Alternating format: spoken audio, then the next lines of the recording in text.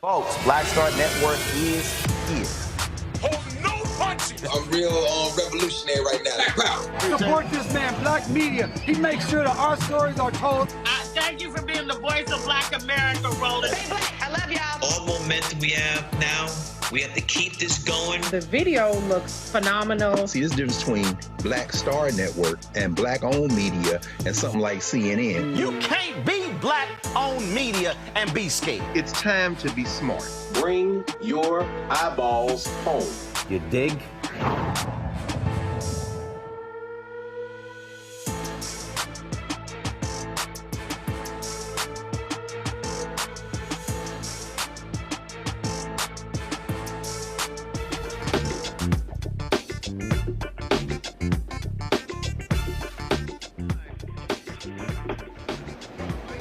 Folks, today is Thursday, July 18th, 2024. Roland Martin Unfiltered broadcasting live here in Atlanta at the IBEW Hall. We're talking about the effort to unionize Delta ramp workers. They are battling the airline. What we're seeing all across the country are an increasing effort for folks to unionize and how big business is actually fighting that. We'll discuss that. We'll talk about the political implications of the most pro-union president in a very long time, Joe Biden. Will he stay in the race? Your Vice President Kamala Harris. Also, the effort to mobilize and organize across the country. We have seen this happen with Starbucks and UAW and so many others. And so how has America changed its view when it comes to unions? It's time to bring the funk on Roland Martin Unfiltered on the Black Star Network. Let's go. He's got it. Whatever the miss, he's on it. Whatever it is, he's got the scoop, the fact, the find. And when it breaks, he's right on time and it's rolling. Best believe he's knowing. Putting it down from sports to news to politics. With entertainment just for kicks, he's rolling. It's on go, roll, roll, y'all. It's Roland Martin, yeah. Rolling with Roland now. He's funk, he's fresh, he's real, the best, you know he's Roland Martin now.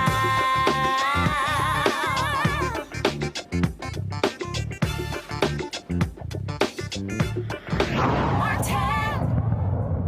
4, 3, 2, bump stock up, draw.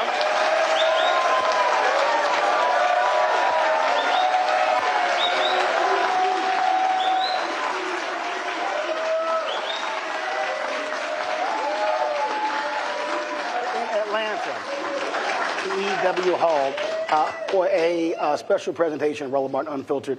And we're talking about what we're now seeing all across the country, and that is workers who understand when you look at companies with record profits and how they're not necessarily sharing those with workers.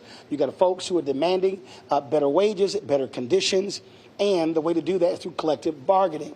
And so here in Atlanta, what you have going on is the effort when it comes to unionizing Delta ramp workers. Now, many of us fly, and we just walk right past folks all the time. When you're getting on and off the plane, the folks who are sitting here taking the bags off, when it comes to also making sure that we're able to push back on time, so many people just ignore those workers. But the reality is we saw during COVID what happens when we talk about those frontline critical workers. Without those individuals, a lot of us are screwed. But do we think about working conditions? Do we thinking about them time off? Do we think about also wages? And so that's what this effort is about. And so joining me right now to get this conversation started is the General Vice President for the IAM Air Transport, Richie Johnson. Richie, how you doing? I'm doing great, Roland. Thanks. All right, so let's get this set off. First of all, again, for the folk watching who ain't got no clue what ramp workers do. All right, well, your ramp workers are the folks that get your bags on the plane, make sure that they're there when you land in your destination. They do a very physical job, but it's also a very dangerous job. You know, a lot of people don't take into consideration just what they go through on a daily basis. You know, you're around jet engines. There's a lot of heavy equipment out there. A little noisy. It's just a little bit noisy. And let's not forget the weather. You know, this time of year, it's extremely hot. In the winter, it's very cold in a lot of the destinations. So these folks, you know, they do a critical job. And it's not just about picking up a bag and throwing it on a plane. I mean, they're making sure that your stuff is taken care of. Folks don't realize in Texas and Florida, where you had Republican governors who actually had laws passed where they said cities could not mandate water breaks for folks who work outdoors. And a lot of people just act like that was no big deal. But when you're having to work outdoors in the heat, in the cold, you're thinking about stuff like that. Of course. And look, in the case of the other carriers that are all unionized, they have an advocate on their side. They have somebody making sure that those things are being taken care of. And, you've got a lot of Delta workers here, and they'll tell you when you have an opportunity to talk to them that that's not what's happening out there on their properties. Because there's just nobody holding Delta Airlines accountable. So of the other carriers, how many of them, their ramp workers are unionized? Nearly all of them. I would say it's at the 95%. So United, American, Southwest, Alaska, Hawaiian, and we represent all of them. Or most of them. How long has this fight with Delta been going on? Oh, it's been going on for decades and decades, but it really reached a pinnacle, when there was the merger between Northwest and Delta Airlines. At that time, the Delta folks were represented by the Machinists Union, my union, and there was an election. And so, we lost that election by a very narrow margin. I think it was about 300 votes. When you're talking about 15,000 people. So 150 people changed their vote, and we're not even having this discussion today. But so that battle's been going on full tilt since then.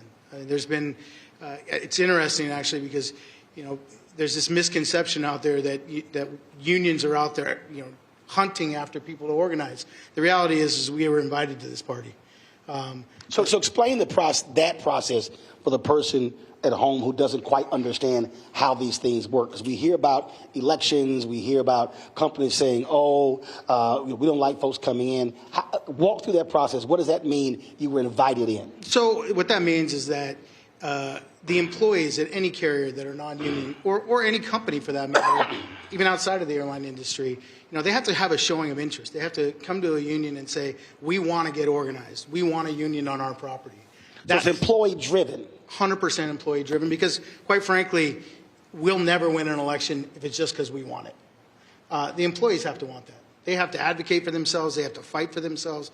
Ultimately, at the end of the day, when they do become organized or unionized, they're the union. They're the ones negotiating their contracts. Of course, we're helping, we're advocating, we're giving them tools, we're teaching, we're giving them all the things they need to be successful, including our assistance. But at the end of the day, it's their union. They own it. So what then happens is they invite you in, and then what's the next step? So the next step would be to get an idea of what size unit we're talking about, how many people have shown interest to get involved, how do we build inside committees, and come up with a plan of action, both an internal and external plan for how we can have a successful drive. But before we do any of that, we talk to the employees, we have informational meetings, we get feedback from those employee groups to see just how serious they are and if it's something that they think that they can fulfill. And so these are ramp workers across the country.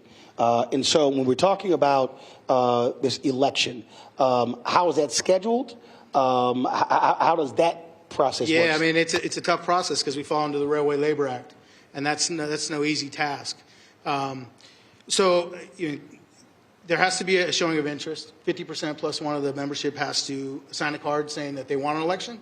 And when you're talking about a Delta Airlines, you're talking about a very significant number. So basically, you've got to have like a pre-election before the election. That's correct. So 50 plus 1% has to say, we want an election. We want an election. Now, we present those cards to the National Mediation Board, who governs the Railway Labor Act. They go through that. If there's enough cards, they'll call for an election.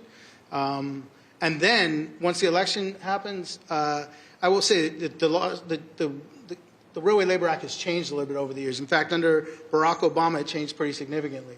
It used to be you didn't necessarily have to have 50% plus one card signed. You could have less than that. You could have a significant showing of interest, and the board could decide to have an election. But in the election, you had to have 50% plus one in order to get certified. That means anybody that didn't vote was an automatic no vote. Now, under Barack Obama, that changed. He changed that. Wow, so anybody who didn't vote was automatic no vote? It was an automatic no vote. You had to have 50% plus one of the total group vote in favor of the union. Now, there's no democratic process in this whole country that is that difficult. That you wouldn't have, there'd be no elections. No one would ever get elected if 50% plus one had to vote for a single candidate. That sounds like a good idea in some places. Yeah, no, I wouldn't argue that with you. Go ahead. You know, I could think of a couple. But under Obama, that changed. And so the way it changed was you had to have a 50% plus one showing of interest of signing of cards. But when the election happened, it was a majority. And that was significant. It makes it having and getting to an election more difficult. But once you get to an election, those that participate decide who's going to be. So where are you in this process? Where are you right now? You know, I'm really glad you asked that because I think this is. Of course, I was going to ask that. Yeah, well, I was hoping, and if you weren't at commercial break, I might have mentioned, hey, you know, I could really use this question. This ain't my first rodeo, Richie. Well, now I know. Look, it's really important that this question is important because it's important for the Delta employees to hear this answer. Under the Railway Labor Act, the cards you sign are only good for 1 year. Okay, they're good for 1 year, then they expire, and you have to sign another card. That is very difficult when you're talking about 19,000 people in 46 different locations. Wow. Yeah, it's significant. And so this group of people that's sitting in this audience today, you know, I have to give an enormous amount of credit to both the Delta employees and the folks that are out there organizing, because we started this in November of 2022. And since that time, we have actually collected from the number of people we would need to have an election. More than 8,500 people have signed a card, which is a big deal. That's a big deal because, you know, they need to take ownership of that, and they need to know. Part of the problem with this 1 year bar, if we had 2 years, we'd be having an election today. The people's choice would have been made to go to an election. But because it's a 1 year, people get discouraged. They get tired. They sign a card and the card expires and it's been 15 years. Are we really ever going to have an election? What's the point? The point is sign another card because you're there. You did it. You got there. You made it. You got the cards you need. We get those people to re-sign their cards. We're having an election next month. So start November 2022. So expired November 2023. That's correct. So it all starts over again. So for those cards, we got to sign new cards. That's correct. They have to get a new card on file. Right now, you're in the middle of the window from November 2023 to this November.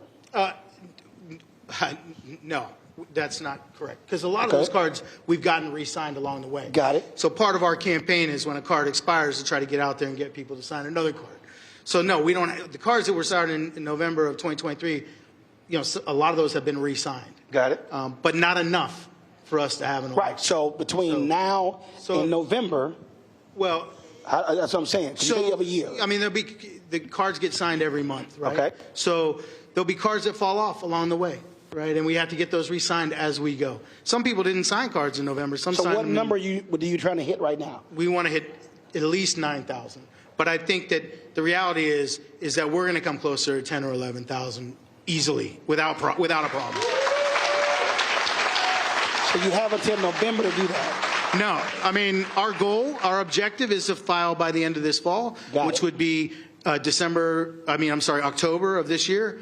That doesn't mean that the campaign ends. It just means that we believe that window is very attainable. Got it. So that's that process. And so to do that, first of all, I mean, are you going city to city? I mean, how does that actually work? What is the process to get somebody to have to sign a card? Who is doing that? The workers in those particular cities? Yeah, are your union doing it? Well, part of the process is coming on the Roland Martin show, you know, and getting the word out. But for us, there's a whole lot of different pieces to this puzzle, right? I mean, we have a door-to-door campaign, just like you would have any other political campaign. Like you would do a get out the vote. We're knocking on doors across the country. We have internal campaigns. We have curbside campaigns. We have internal committees that are Delta workers that are collecting cards on the property. We have our other teams that are outside the properties trying to get people at bus stops or anywhere we can, at the gas station where they fill their cars up, anywhere where we can touch somebody. If we have an opportunity to talk to them, it's a no-brainer. I mean, it's a 70, 80% conversion rate every single time. The problem is, you're trying to reach 19,000 people in 46 different locations. It's hard to talk to everybody. So we made this massive commitment this year that we were going to door knock 100,000 doors. Now, we're talking about 19,000 people, but not everybody answers the door, especially when a stranger comes a knocking, right? So we have to go back. We have to leave our card. We have to continue that process. Okay, somebody at home who's watching or listening, they're saying, I don't understand. If you got 19,000 workers and you're knocking on 100,000 doors, who the hell door are you knocking on? Well, we're knocking on the same doors a lot of times. It's only about 10% of the doors we knock on that someone answers. When they answer, 8 out of 10 sign. But you have a list of who these workers are, right? Yep, so we keep going back. To me, it shouldn't be that hard if they're working with other people. It's kind of like, say, bro, you signed that damn card? Yeah, you would think, boy, but Roland, man, I wish it was that simple, but unfortunately it's not. Man, you lucky I ain't a ramp worker, because I'll be threatening people. Sign a damn card. Yeah. Well, hey. I mean, like. Well, lucky for us, we got a lot of those folks in this audience right here. I mean, for me, I've always said I hate parking lot militants. That's the people who talk trash in the parking lot. Man, we need this. And then when you go in the building and then it's time to call somebody out, you're like, hold up, where you go? Oh, yeah. You're a parking lot militant. Yeah, but you got to also remember the culture that we're living in here in Atlanta, with the Delta Airlines. This is the mothership, right? And they have told their employees and intimidated them, and told them for years that the union would only hurt them, that it won't turn out to be what they want it to be, that this one-on-one relationship is the only way to go, that if you join the union, it's going to cost you money. I mean, they told them that they should buy a video game unit instead of paying union dues. Yeah, that's like saying you shouldn't have health care. Go play a video game. Why do that? So right now, when it comes to negotiating, them not being unionized, so that's employee by employee. So that's correct. That's it. I don't even know if it's employee by employee. I'd say it's company by company. I mean, I don't know if the employees have any say in their negotiations. You guys not have any say in your negotiations? No, they don't have any say in their negotiations. They don't have any say in what profit sharing may be or what their wages may be. And they damn sure aren't having anything to say about their benefit packages, because it doesn't exist. Or what will happen if they get hurt on the job, or if they get sick. It's incomparable. Delta Airlines does a fantastic job. And look, I want to work with Delta Airlines. I work with every airline out there, and we have very successful relationships. And Delta is a very successful company. And I look forward to when we get to sit down at the table and negotiate for real with them. But they play a shell game. They give them a competitive wage, which, by the way, the unions drive. We set what the standard is going to be for wages in the industry. And then they go, okay, well, we'll try to get close to that. And then that's it. It's like a painted pretty shell. It's empty on the inside. Well, one of the things that we also see, and we've seen this over the last 30, 40 years, you've seen this battle over, quote, union states and right-to-work states. And when you go back to Reagan being president, the air traffic controllers, where literally there was a marketing campaign to make the word union a cuss word. And so that's what led to a dramatic decrease, was how the stories are being told. Oh, people are making X amount of money, they're lazy, they're not working. But what we've now seen, and we're going to discuss this a little bit later with our panel, what we have seen, really, I dare say, in the last 5 to 8 years, there's been a massive resurgence. When you get that Supreme Court case that a lot of unions thought were going to put them out of business, it actually caused more American workers to say, wait a minute, I grew up told this was a bad thing. Now people are saying, whoa, this is not a bad thing. Yeah, I mean, look, I think you're being generous when you say 5 to 8 years. I think it's more like 2 to 3 years where we've really seen the change, at least from my perspective. And it's very evident that, the impact of what Reagan did in the 80s still has a profound effect on the industry, whether it's deregulation or a whole lot of other things that have taken place. But we're seeing this change in the public perception of unions, which is fantastic, because our sole objective is to raise people up. is to help workers to make sure that they get what they deserve. Yeah, and what that's happening because you're seeing the massive wage disparity. Well, it's not just that. It's also, and I know we're going to get into it when we start talking about politics, but because we've had a president in place, like him, don't like him, whatever, he says the word union, and he says it a lot. Union, union, union, union, union. And so because of that, people, have a different perspective. They say, well, maybe there is something good to this. And by the way, because of that, we get coverage. We're on this show. You see us on the news now. You see what's happening with the UAW. Well, first of all, let me be real. Here, people that may not realize. I had to text somebody this today. When TV One canceled my show, a lot of people were upset. And I told people I don't have any time to be upset because I knew what I was launching. The last day of News One Now, I think it was December 21st. 1 hour after we finished the show, I had a meeting with AFSCME. Lee Saunders, he's a fellow Alpha brother of mine. And I laid out to them the vision. I laid out to them exactly what I was launching. I laid out to them why I was launching it. And the next day, it was a Friday, I was flying out, and I was at the airport, and Lee called me, and he said, we're in. So when we launched this show, the show was launched with $350,000 of my own money, and we only had one sponsor. And so this show would never have gotten off the ground if AFSCME was not the first and only sponsor. So we launched September 4th. We launched September 4th, 2018, and they came on board. They stayed on board the second year, and by the time we got to March, April 2020 was when we got into the black and been in the black ever since. But the only sponsor that we had the first 2 years was AFSCME. Well, unions do a lot of good things.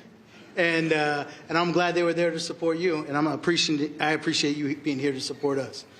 And look, because of all that's transpired, union is not a 4-letter word. It's a few. It's 5 letters. Thank you. I'm glad that you got that figured out for me. Because I was doing this, and I was hoping I'd have enough fingers. I started looking in your eyes. Like, Richie is 5. Yeah, thank you very much.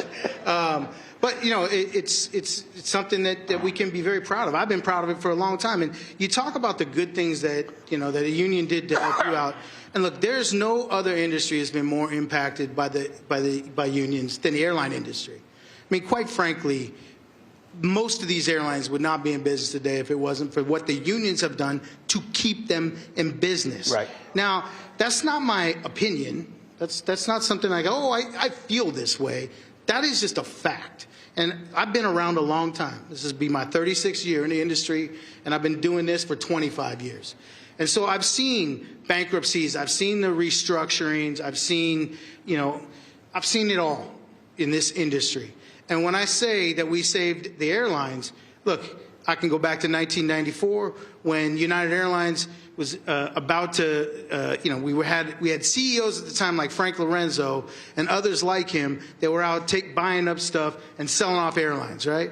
Well, there was a guy at United named Stephen Wolf. He was going to do the exact same thing. It was the union, the Machinists Union and ALPA, that with their members, their employees, bought that airline, 51% of it, to keep it in business, and it exists today because of the unions. It doesn't stop there. That's 1994. In 2001, after we had, this horrific World Trade Center, just horrible moment in our history, the airlines were about to go out of business. Yep. It was all unions that went into courts and restructured their contracts to keep them in business. That wasn't, a little thing. That was a big thing that kept all airlines, American, United, the megas out there. We kept them in business. And just as recently as the COVID pandemic, it was the unions that went to Congress and the unions that went to the government and said, we need airline bailout or they're going to go out of business. And they would have been out of business very quickly. The unions saved the airline industry. Those are just facts. Those are just facts. I mean, like it, don't like it, we have a place in this world, and it's to lift up the workers. And part of that thing to bail the airlines out and to get them money so they would stay in business, one of those conditions was to make sure that nobody got furloughed. They couldn't get any of that bailout money if anybody went to the street. They couldn't play games with it. If they wanted the money, it wasn't coming for free. They had to maintain their employees. One of the only airlines to play games with it was Delta Airlines, who cut the hours of their employees because they didn't have representation to stop it. Facts. All right. I thought you about to drop that microphone for a second, Richie. All right. Oh, you didn't know? Going to go to a break. We're going to chat a little bit later with Richie, but coming up next, we're going to chat with some of these ramp workers who will talk about exactly the kind of work that they do and why they are trying to move forward with this effort to unionize. You're watching the special edition of Roland Martin Unfiltered here at the IBEW Hall here in Atlanta on the Black Star Network. Back in a moment.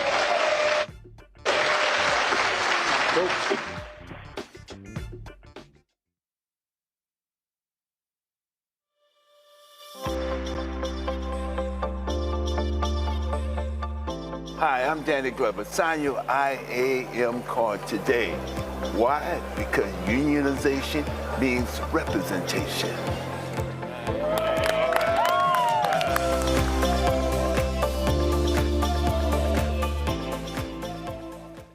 Hatred on the streets, a horrific scene, a white nationalist rally that descended into deadly violence. White people are losing their damn minds. An angry pro-Trump mob storms the U.S. Capitol.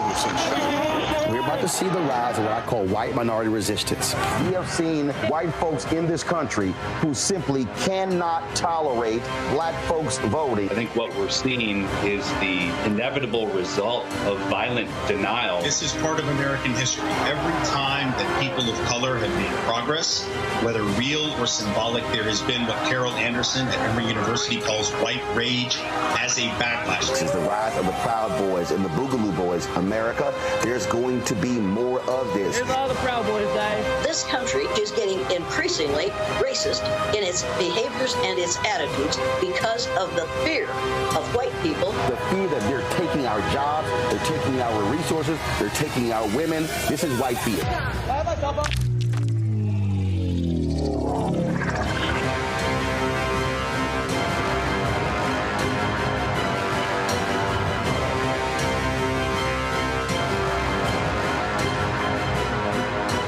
When you talk about blackness and what happens in black culture, we're about covering these things that matter to us, speaking to our issues and concerns. This is a genuine people-powered movement. There's a lot of stuff that we're not getting. You get it, and you spread the word. We wish to plead our own cause.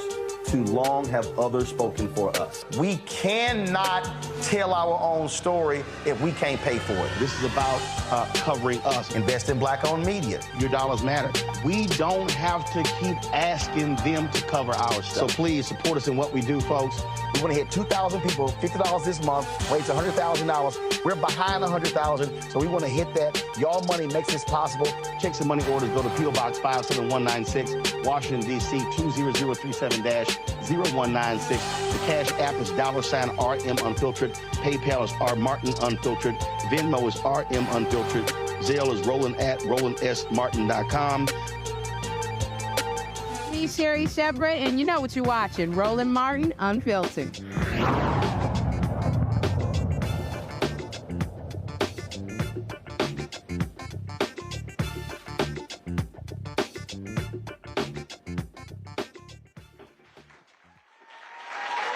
You're in the bump shot. All right, folks, welcome back to Atlanta. We are here, of course, so we're about to chat with some of these Delta ramp workers. On my far left, Dan McCurdy. He's been a 26-year worker. So glad to have Dan. Earl Hunt, 27 years. Gameli up here, he's a young in 5 years. We got Amanda Goodman-Berry, 26 years. Flex McGee, 24 years. All right. So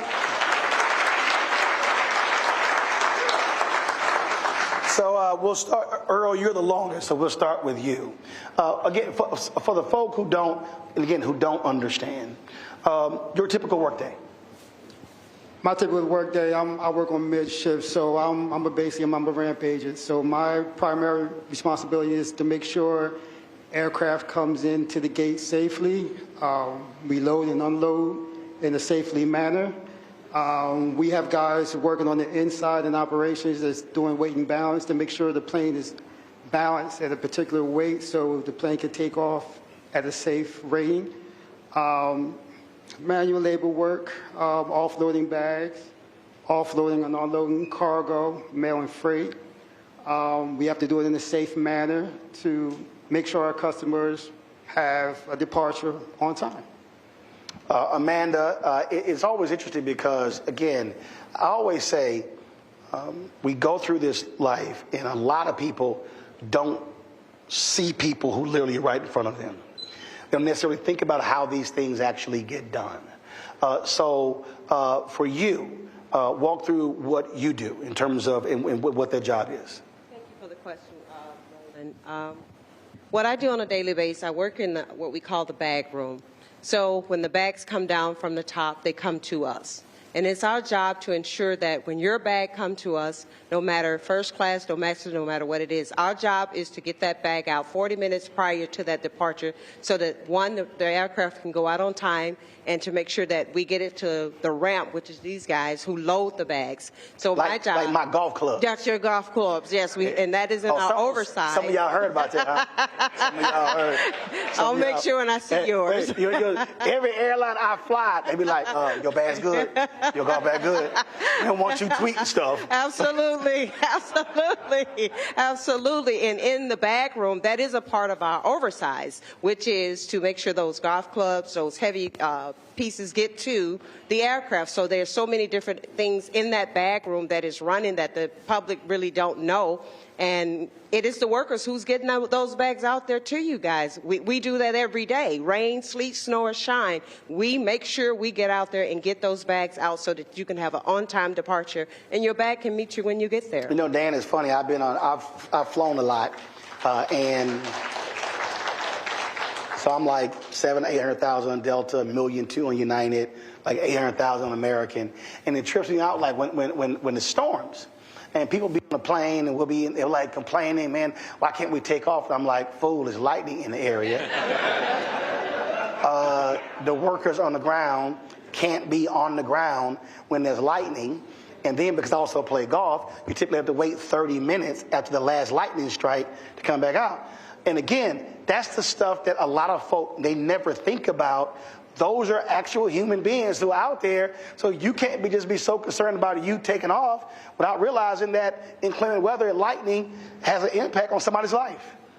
Yeah, no, that's totally true. And I think that a lot of people, a lot of our customers, they love Delta. And what they should understand is that Delta is a brand. Delta is a company. There's people behind that logo that make it happen every day. So we do. I had a very good friend of mine who we put our lives at risk every single day. I had a good friend that was crushed by 2 tugs. That was like 5 years ago. And he hasn't been right since. Like he's messed up for the rest of his life. Wow. So, yeah. The Delta brand, I appreciate that our customers love it, but they should also understand there's faces and families behind the scenes. And Flex, and when we talk about it, faces, I mean, we're talking about not just workers. We're talking about healthcare. We're talking about days off. We're talking about bonuses. I mean, just like every other person in terms of on their job, there are things that if they say, I do a great job, I want to be compensated for that. That's really what we're talking about here. Quality of life when it comes to their work. Yeah, quality of life when it comes to work. I mean, that's important to every worker out here nowadays. Nobody wants to come to work and feel super stressed to do their job. Currently, in our situation, many of our employees or my coworkers, we're all super stressed to actually make the metrics that are set forth by the company. Like this, here we are in a customer service position, and they want us to move like it's production sometimes. And regardless of how much staffing we have or whatever's going on, they're still going to want to make their metrics. So that's part of the reason why we're here trying to organize now, so make them understand. Like Dan was saying, it's real people behind these numbers, and we need them to respect that. Gabelli,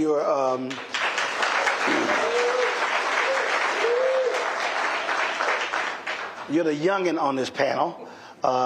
So for you, what has your 5 years been like?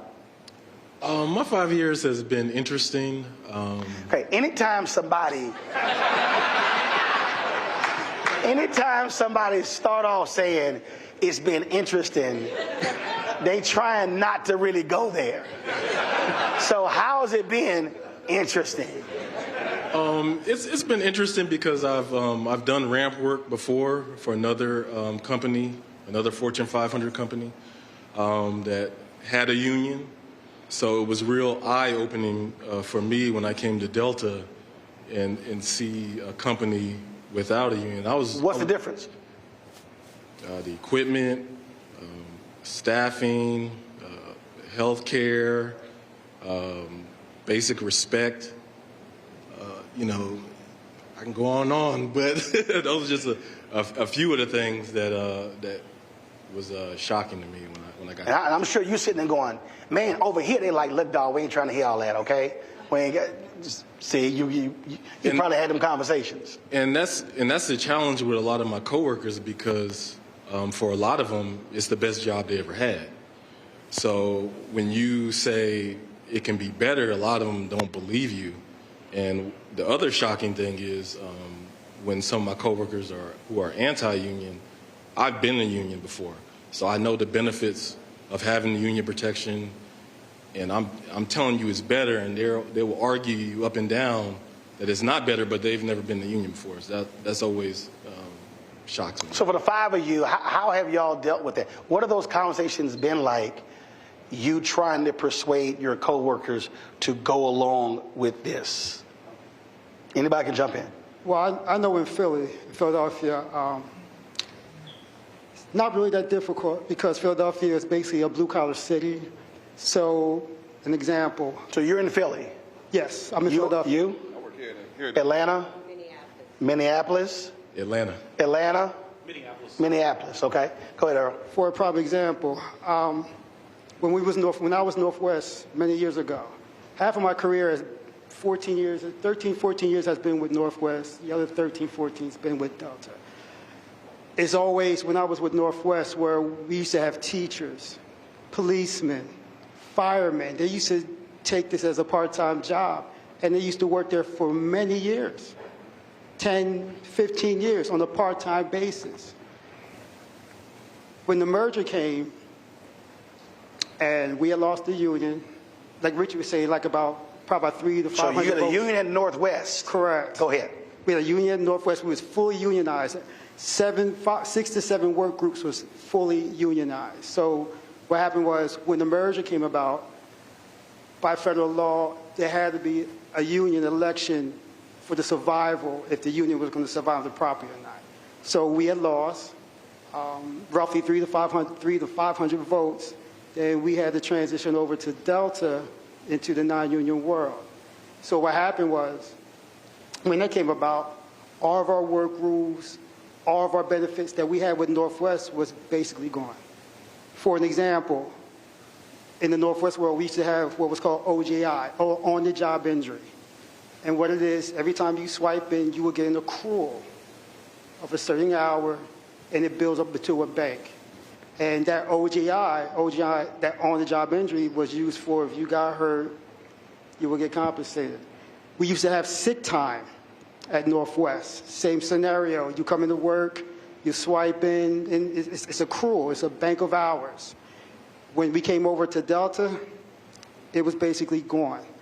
Delta, and the type of work that we do, all 5 of us on this panel, it's a manual labor. It's a labor job. It's physical. Correct. It's a labor job. So when people are stuffing them bags, somebody has to lift, carry, toss, all that. Correct. And when we transition over, Delta workers have no sick time. Delta workers have no OJI time. No sick time? Correct. No sick time. No OJI time. So what happened was when we came over, when the union was voted out and we transitioned to Delta, whatever hours that we had, I'm not sure what the math, Dan, I think you can really get to me on that, is that it was a calculation where it got converted into certified time. But that's something that you will really never use. So our sick time and our OGI time was basically gone. So what Delta uses is called PPT, paid personal time. They use it for anything. If you call out sick, it goes off PPT. If you want to leave early, it goes off PPT. But we don't have a true sick or OJI time. And that's the same thing if you go on short-term disability. We only get 60% of that. 40% is being withheld. So I was hurt. 40% of your salary? Correct. Got it. It's just only 40% of your salary. So, I'm sorry, 60% of your salary. You're only getting 60% of your salary. 40% is being withheld. Yes, it's being withheld. So for a job that we do every day, and then you're only getting 60% of that, that's unacceptable. And that's been going on for years. So have you had these conversations with workers, and what is that? Have you dealt with the resistance from some? Actually been on injury myself, and I'm dealing with that now because I'm on 60% of my income because of an injury to my hand. It is detrimental to the workers to understand that 60% can run you into almost bankruptcy. It can run you into because your bills still 100. Your bills are still there. Nothing changes with your life outside of Delta, but your income changes. So it is very important to understand what we're fighting for. We're fighting for our lives. We're fighting for our livelihoods. We're fighting for those benefits that are so rightfully needed right now. This is not just a fight for the youth. We're fighting because we deserve. It's not that we're asking Delta to give us anything. We've earned it.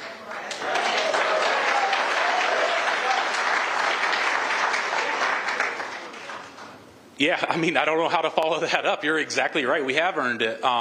These employees, back when we had the union as well, when you have OJI time too, and you're offered an extended period of time, you still have a payroll relationship with the company. So you're still getting your accruals as you're doing it. So also whenever you're out on a disability, a short term or whatever, you're not still getting those accruals. So it's better. And one of the things that happened is for the good employees, like at Northwest, if you were a really good employee and you build up your sick time, you didn't burn it, whatever else, your OJI, you were working through your injuries and you saved it, Delta completely wiped out our OJI bank. They zeroed it out. Some employees had like up to a year on the books, and they completely zeroed that number out. That's real money that these employees deserve to have in their pocket, or at least something to fall back on if they did get injured.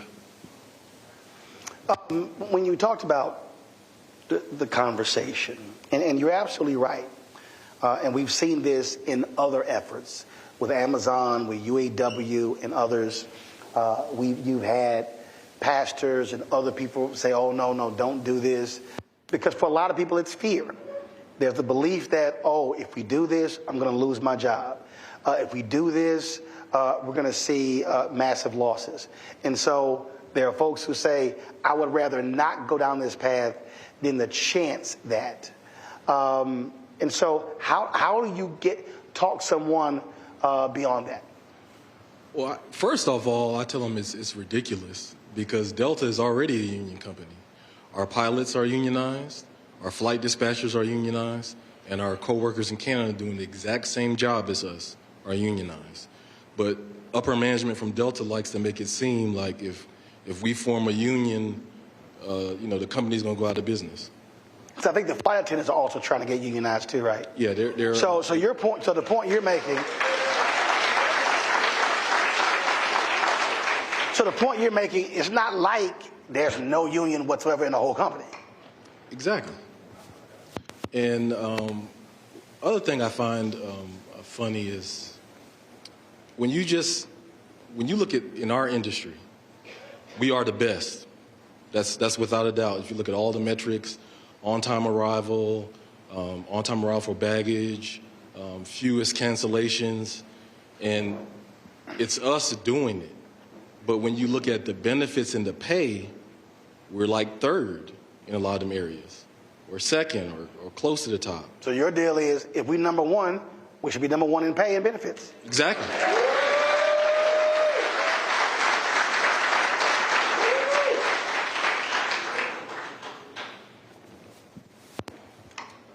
So I want to answer your original question about talking to our employees. In Atlanta, like Delta's brand is huge, and this is it's like a legacy job here. Everybody wants to go to Delta or Coca-Cola, so they feel like once you get in, you just don't want to rock the boat because this ain't a job you want to go home and tell your family you messed up.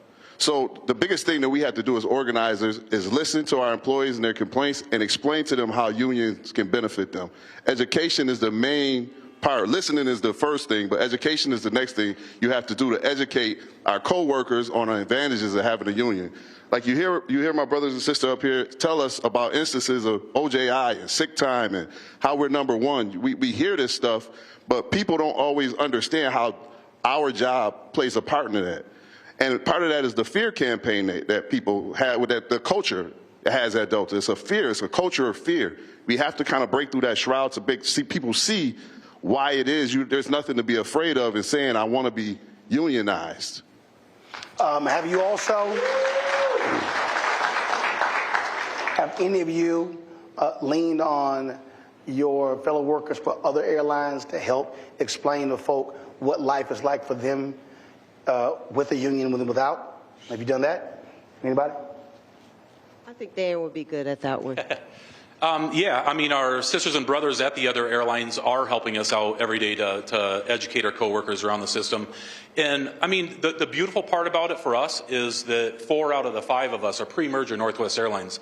So we've lived basically half of our employment lives as unionized workers, and then we've lived the other half as non-union. So if unions were so bad, you'd think that we would really be trying to go back and pay dues.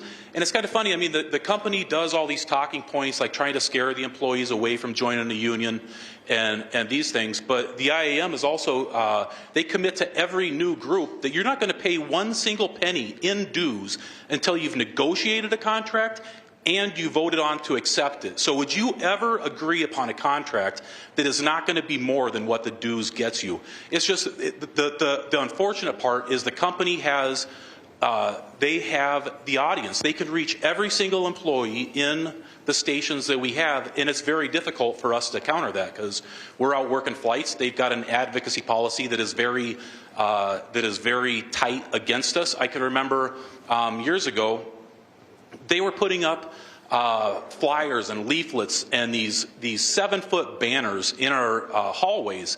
Well, that's not owned by Delta. That was leased by MAC. So we said, you know what? Let's go ahead and let's go get a 7-foot banner and put it right by there, a pro-union banner, put it right by their banner, see what happens. Well, we did it. You know what happened about an hour later?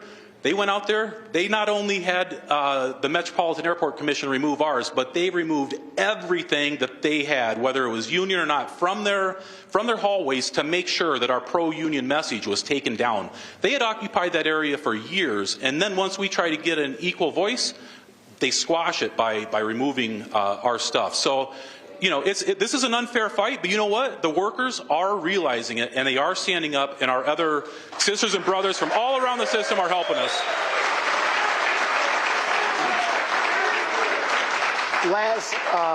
Last question for you. I talked about this with Richie in terms of how there's a public perception. So among your friends and family who are even not in the industry, what are those conversations like? Are you seeing a change in how they perceive unions when you're having this conversation? I know, like, for me, like my family knows, and my friends, they know how passionate I am about this. So when I come and I start telling them stories and everything, they fully understand and support the fight that I'm in. As far as it doesn't change, like, if they're going to fly with them, but it does say they will go out and they will support my movement by sharing posts or talking to other people about it. Or if they, like, my mom will see somebody when she visits here, she'll see somebody, they go Delta worker, like, she be kind of like, go get him. You know what I'm saying? You know him? So I do get, for me personally, I do get that type of support from my family and friends when it comes to the fight that we're in. And I'll just add to that 100%. My family truly support it because we come from a labor family. We come from farms. We come from Mississippi. And so that played a critical role in our lives every day. So when my family and I were talking, they're like, go get it. go get what you guys earn. Go for it. And that is important because we need that from not just our families, but our family that's sitting out here in front of us today. These people, we're an amazing group of people, and we just deserve to be rewarded for our amazingness. We are amazing. And give yourself a clap in hand, because we are. Earl?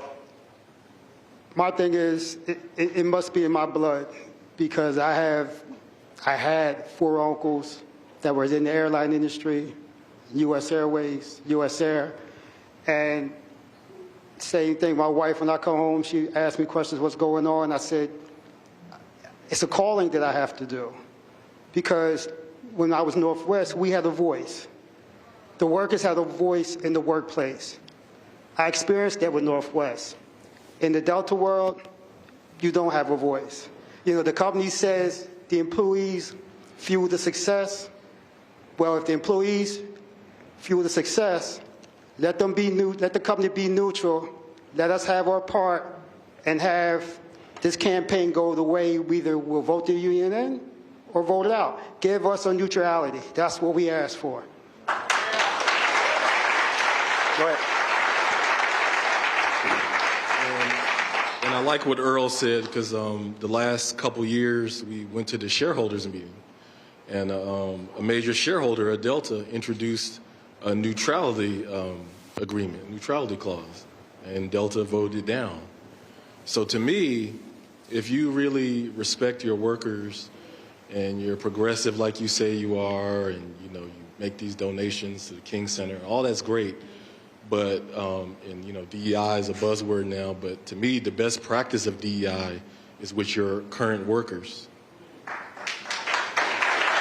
right, Dan, go ahead. Final comment, Dan. Yeah, I just wanted to say, it's about employees having a voice. Like, voting is a fundamental right in the United States to solve an issue, and that's the only thing that we're asking for, is quit interfering in our right to decide whether unionization is right for us. Let us vote. Let us decide.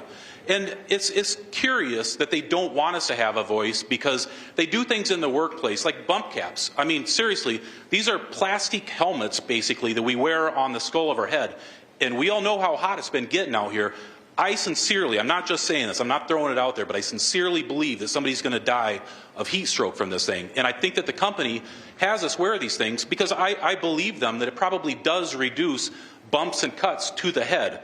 I understand that, but I can tell you that I would rather have 5 bumps to the head, 10 bumps to the head, 50 bumps to the head, rather than die of heat stroke one time. So give us a voice. Like, we want to be part of the decisions that are made. Let us have a seat at the table and be treated like the adults that we are. All right.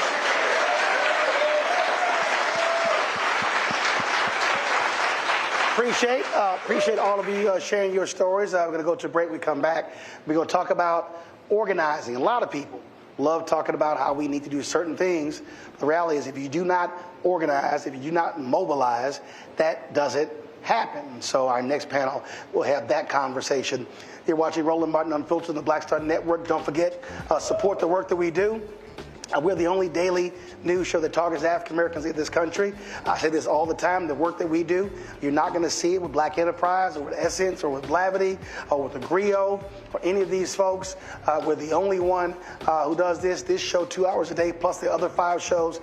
We have on Black Star Network, speaking to the kind of issues that matter. Your support is critical. So many of these companies, you see their ads running on Fox News and CNN, MSNBC, but they don't support black-owned media. So your support is critical. So join our Bring the Funk fan club. Check your money orders, P.O. Box 57196, Washington, D.C., 20037-0196. Cash App is $RM Unfiltered. PayPal is R Martin Unfiltered. Venmo is RM Unfiltered. Zelle, Roland@RolandSMartin.com, Roland@RolandMartinUnfiltered.com. Download the Black Star Network app, Apple phone, Android phone, Apple TV, Android TV, Roku, Amazon Fire TV, Xbox One, Samsung Smart TV. And don't forget to get a copy of my book, White Fear, How the Browning of America is Making White Folks Lose Their Minds. Available bookstores nationwide. We'll be right back.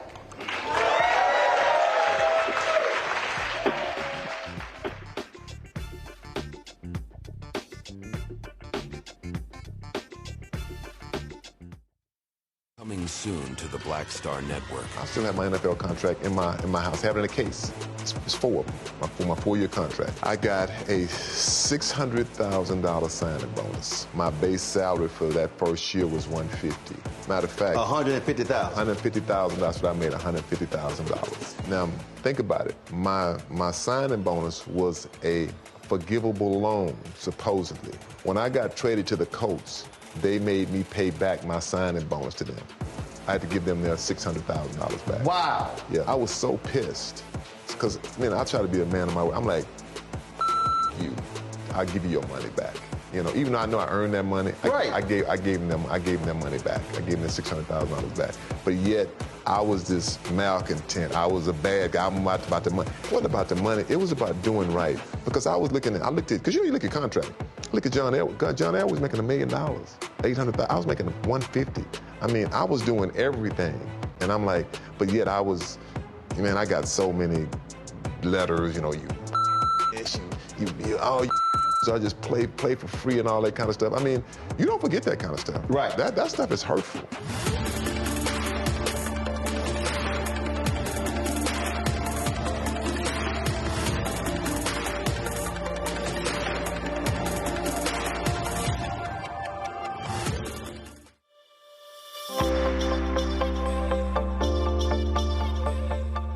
Hi, I'm Danny Glover. Sign your IAM card today. Why? Because unionization means representation.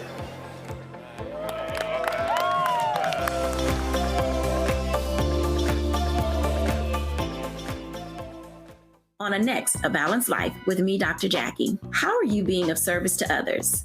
Doing for someone beside yourself is such a big part of living a balanced life. We'll talk about what that means, the generation that missed that message, and the price that we're all paying as a result. Well, now all I see is mama getting up in the morning, going to work, maybe dropping me off at school, then coming back home at night. And then I really didn't have any type of time with the person that really was there to nurture me and prepare me and to show me what a life looked like and what service looked like. That's all on a next, A Balanced Life with me, Dr. Jackie, here at Black Star Network.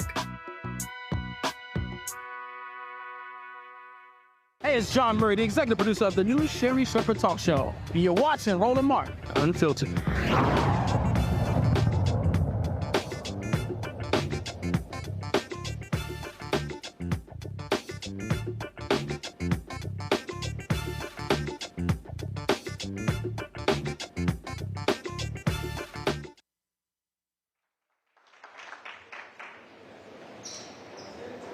All right, folks, welcome back to Roland Martin Unfiltered. We're here at the IBEW Hall here in Atlanta. We're talking about this effort to unionize Delta ramp workers across the country, but this issue that we're seeing of unionization is not just with these workers. We're seeing what's happening all across the country. We've seen the battles that have been taking place between workers and companies, whether it's Starbucks, whether it's UAW.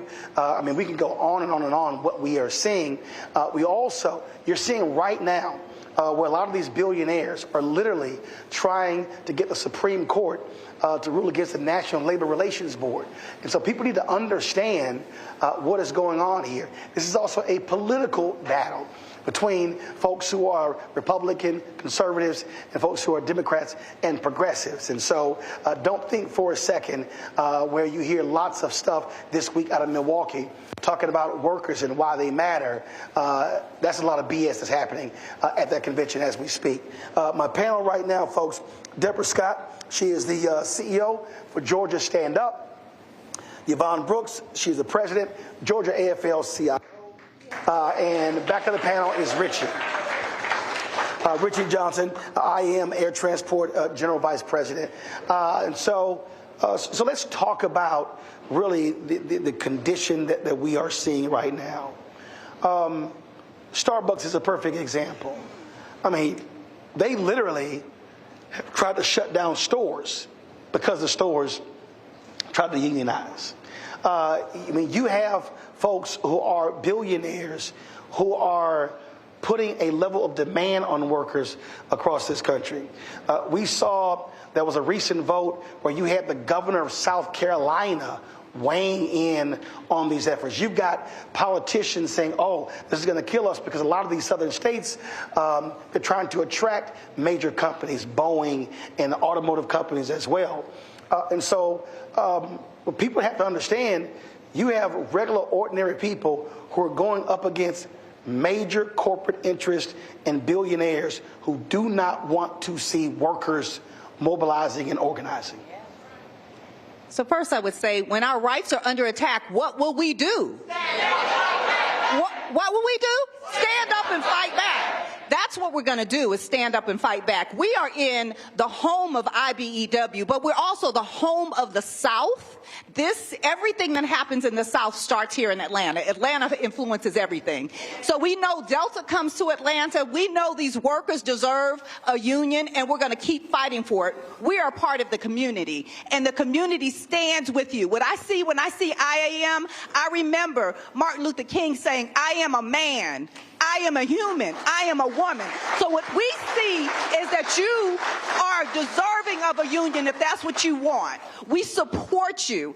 You can't win this alone, and we stand here with you. We believe in organizing, mobilizing, and strategizing, and this is the perfect time. This is an election year. So as you sign those cards, those union cards, also make sure you register to vote and get it done.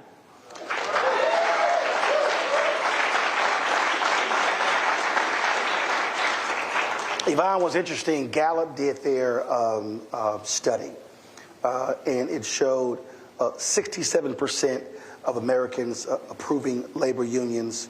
And it also said a third of Americans, 34%, believe today, compared to 19% 5 years ago, that unions should become stronger. And so when you look at that number, it's been hovering anywhere from 67 to 71%. Unions have not enjoyed that level of support in more than 50 years. What do you think is causing that? Well, I think it's there's an attack on workers. I think during COVID, it kind of heightened everybody's awareness that we are working in dangerous times and that the employers are not respected. So I come out of the union AFSCME, all right, Lee Saunders. And one of the first things that we were taught when we came in the union was about the I Am a Man, the Memphis strike. It was community and labor and the clergy coming together. Folks are starting to realize, and why is that important? It's important because the people that work in these industries also go to those churches, participate in those clubs, coach soccer teams.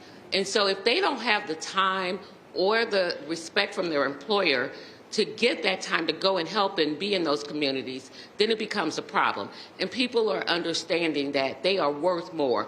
And I know we talk about wages and working conditions, but the most important thing to me is safety.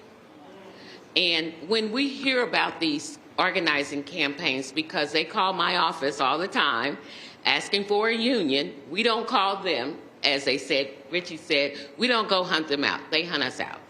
And once they call, their biggest thing is that I'm not being treated fairly on the job, it's not safe here, that, you know, I'm dealing with electricity, but there's water coming in, you know, common sense things. But if you don't have a voice, then you're afraid. So I think people are getting their voice. They're sick and tired of being sick and tired.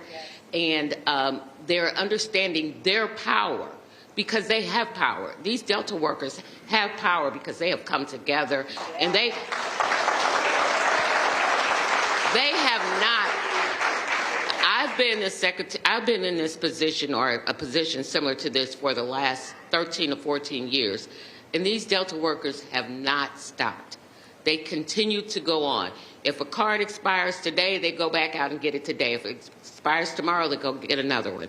But they're up against a big company, and it takes away their power. And it's the same thing that those sanitation workers were up against in Memphis.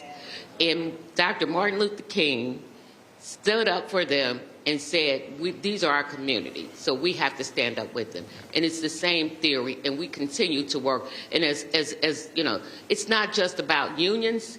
This is about workers and community. Richie.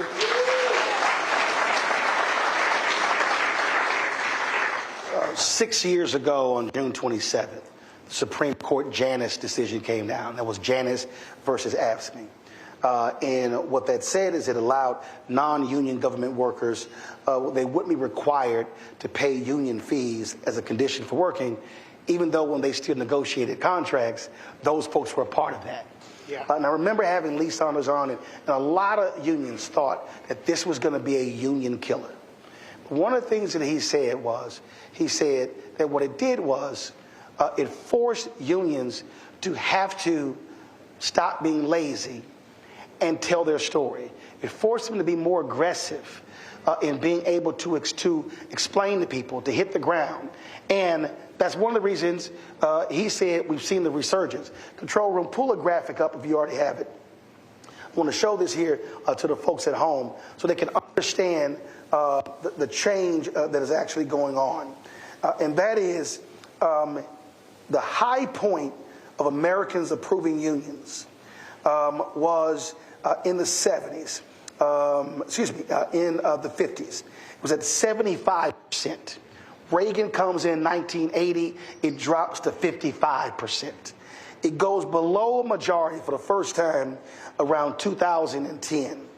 Then all of a sudden, it begins to go up. So now you have anywhere from 67 to 71%, almost as the highest point ever where Americans are approving of unions. I absolutely believe that wage disparity is playing a part of that.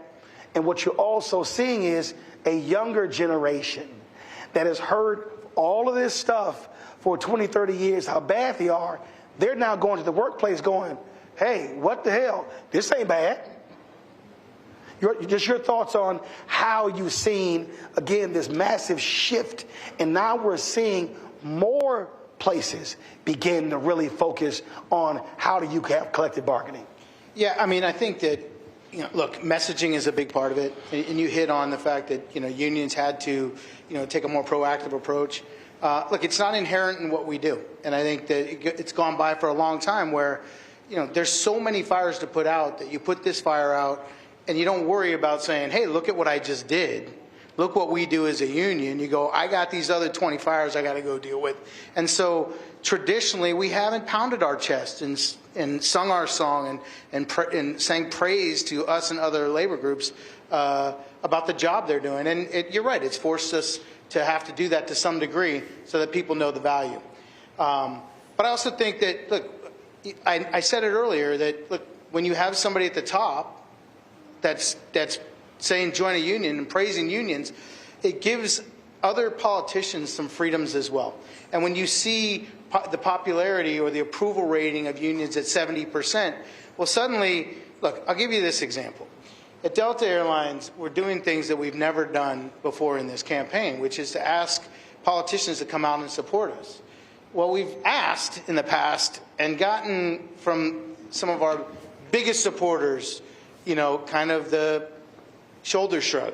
And it hasn't happened. And so, but this go around, it's different. Like, because of what's happening out there, because of that approval rating, because we have someone out saying at the top, you talk about Reagan decimated, right? Well, he was the top dog. He was the top dog. And now we have somebody that's there that's saying, hey, join a union. I'm going to help unions get stronger. I'm going to help them. And he's done that. Well, he was just, I think it was the NEA just had a convention, and he was supposed to speak. But because the staff at the NEA launched a picket, he wouldn't speak. Well, look, he also walked the picket line for the UAW. And by the way, when we had our issues with the railroads and the world saw it, it was on a national stage, he said, what do you need from me? What do you need? He literally, I was at the AFL-CIO convention. He came to us, not his people. He came to us. Joe Biden came to us and he said, what does the Machinists Union need me to do to help with this rail situation? And we told him what we needed, and that night it was done. So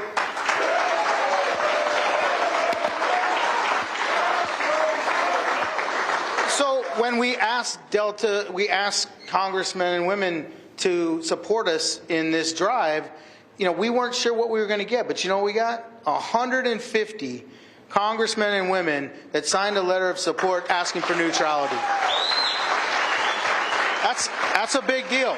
And I mean, I could say, and I can say proudly too, that it was not just Democrats. There were 5 Republicans of the 150, 145 Democrats. Just saying.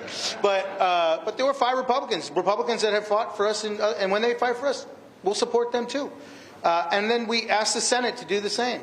And the senator out of California, LaFonza Butler, senator from California, she spearheaded it. We now have 28 senators that have signed on to this, including the senators here in Georgia, Senator Warnock and Senator Ossoff,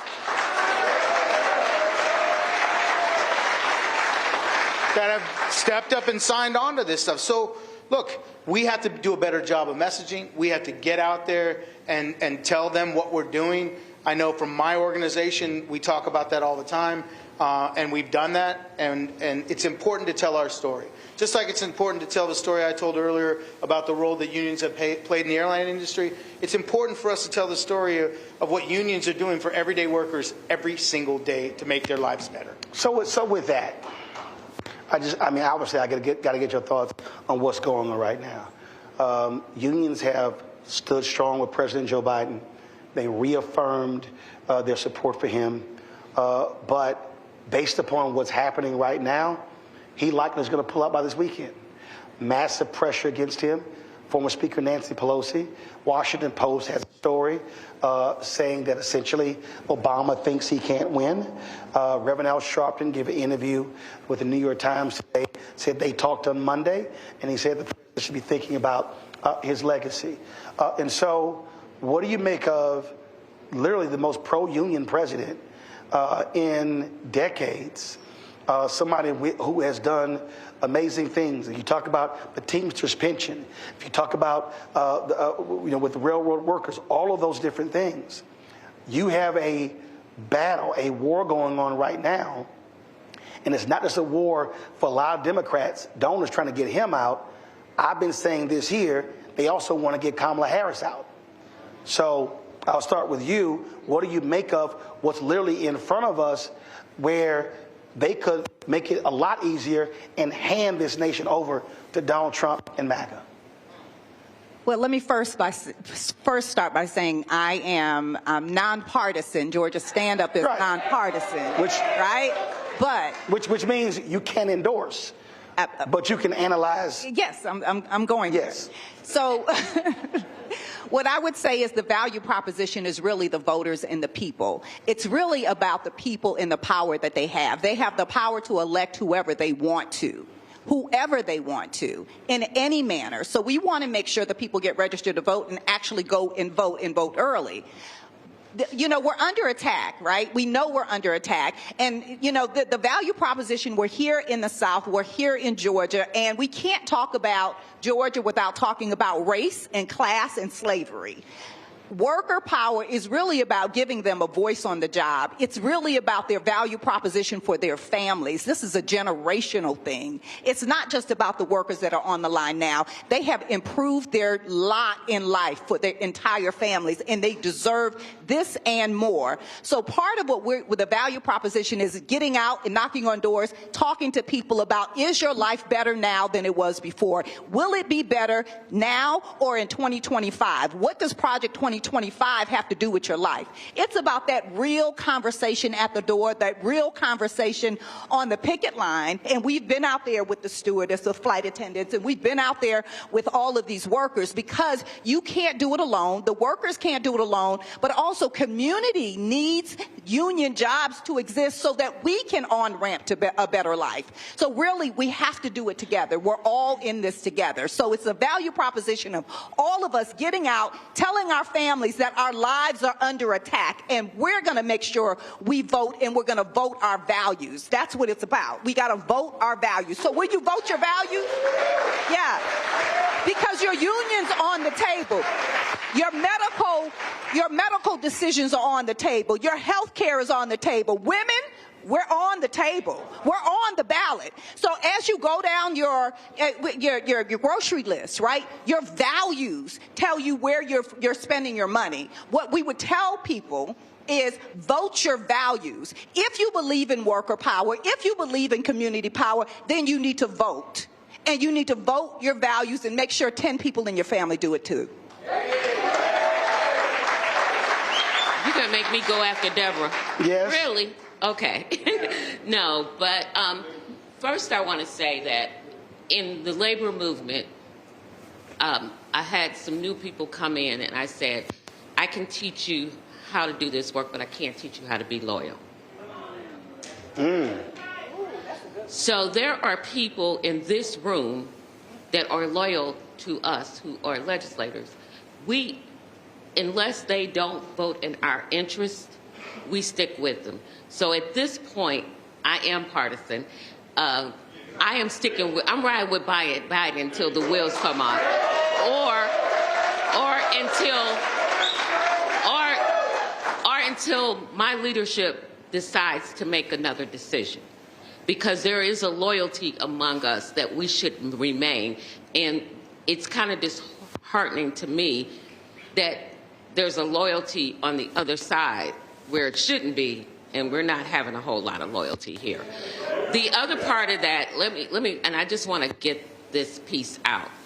Georgia is #1 place to do business. It's number 48 for workers. Wow. Okay, so this is why these young men and women are sitting here fighting for their rights. The money, it's not like the money is not being made. It's who it's going to. I come from a union family. I come from the Midwest, and I come from and we had health care. My mother drug all 10 of us to the clinic that was provided by the Teamsters Union. We went to the dentist. We had health care. We ate well, all 10 of us. And we went to good schools, public schools, because my parents' taxes pay for that.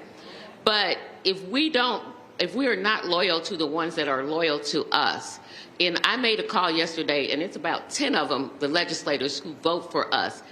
It's not Republican, it's not Democrat, it is who votes in our best interest, who votes for our livelihood.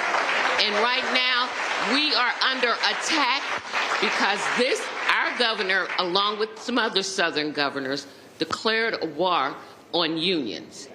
But guess what? What don't kill you make you stronger. We built capacity around the stinking bill that he put up at the Capitol. We built capacity. Our members are more engaged and understand what's at stake now. So thank you. Richie, we saw a lot of unions being ticked off this week with the Teamsters president spoke at the Republican National Convention. How'd I get that one? Yeah, I'm glad you got it. Bring it, Roland. Sure. And there were folks who were saying that wasn't a sign of loyalty, especially when it was Democrats that saved the Teamsters pension. The reality is, if you're a union, look, you want votes from both sides. What message did that send? And you still have to deal with the reality that that's a party that is absolutely opposing nearly every union effort in America. Yeah, I mean, first of all, can I just quickly answer the question before? Go ahead. Because my membership deserves to hear the answer to this. Go ahead. We are the only union in the country that let our membership vote and tell us who we were going to endorse. And my membership endorsed Joe Biden.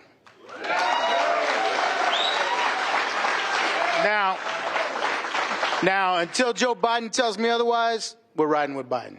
All right? That's just, hey, I gotta tell it like my members have directed me to do so. Right. As far as Sean O'Brien, I know him well, actually. And I'm not sure where the idea or who advised him or why he thought that was a good idea. I can say personally that there's no way on earth that I would do that for a wide range of reasons. And look, I have a significant portion of my membership that are Republicans. They have an opportunity to vote too, right? And so maybe he was thinking, I've got members that are Republicans, I got members that are Democrats. I don't know what his mindset was or why he did what he did, but the problem with that is that he compared Democrats and Republicans and when it comes to labor, and there is no comparison. There just isn't. I mean, again, it's not my opinion. These are just facts. As you said, 145-5. Well, not just that. Let's talk the PRO Act. All right? The PRO Act is the most pro-union legislation. Okay, there's somebody watching, listening. They don't know what the PRO Act is. What is it? It's about making organizing, just to simplify this, making organizing more realistic and easier to do. Got it. And, you know, it's not like a huge advantage, but it changes the dynamic so that it makes it more of a possibility. It's the most progressive language in that regard for the labor movement in my lifetime, okay? And there are 48 senators that have signed on to the PRO Act, and they're all Democrats, every single one of them. Republicans, by the way, out there listening, if you're listening, by all means, sign on. We'd love to see you. We want you on that sheet, just like those congressmen that signed on to our letter with Delta. You support us, we'll support you. But that doesn't happen. That's just not a reality. I mean, look, whatever your personal views are, if you're talking about from a labor point of view, there's only one party that supports us. But not completely. There are those random folks out there. There are a couple of them that have been supportive. But it's very rare. And, you know, do not take my word for it. Whatever you're doing, I'm looking at the camera, don't trust what I'm saying. Go look up their voting records. It's very public. You can see what people's voting records are on labor issues. Like I saw when Trump picked J.D. Vance, I saw something in this person was like, oh my God, he's great for workers. Then the AFL-CIO put out a graphic and it was like 0, 0. Yeah, I mean like, so it's kind of hard to say you're great for workers. Then the AFL-CIO goes, you get a 0 and a 0. Well, look, photo ops are nice. Great. Thank you. You showed up at a picket line or you showed up at something. That's great. How did you vote? Right. How did you vote? Because the rest of it's all nonsense. I think there's a video. It may have been a UAW vet. I can't remember. So he shows up. J.D. Vance shows up, and he wants to shake the hand. I don't know who the woman was, the union leader. She's kind of like, okay, fist bump. Yeah, okay, glad to see you. I mean, and then I think somebody asked him, and it was his first time ever. And to your point, that was her attitude. No, I'm not about to show you lots of love because you came for a photo op. Look, talk is cheap, all right? And, you know, don't smile and nod at me and then vote against what's in the best interest of the people I represent, because it's absolute garbage.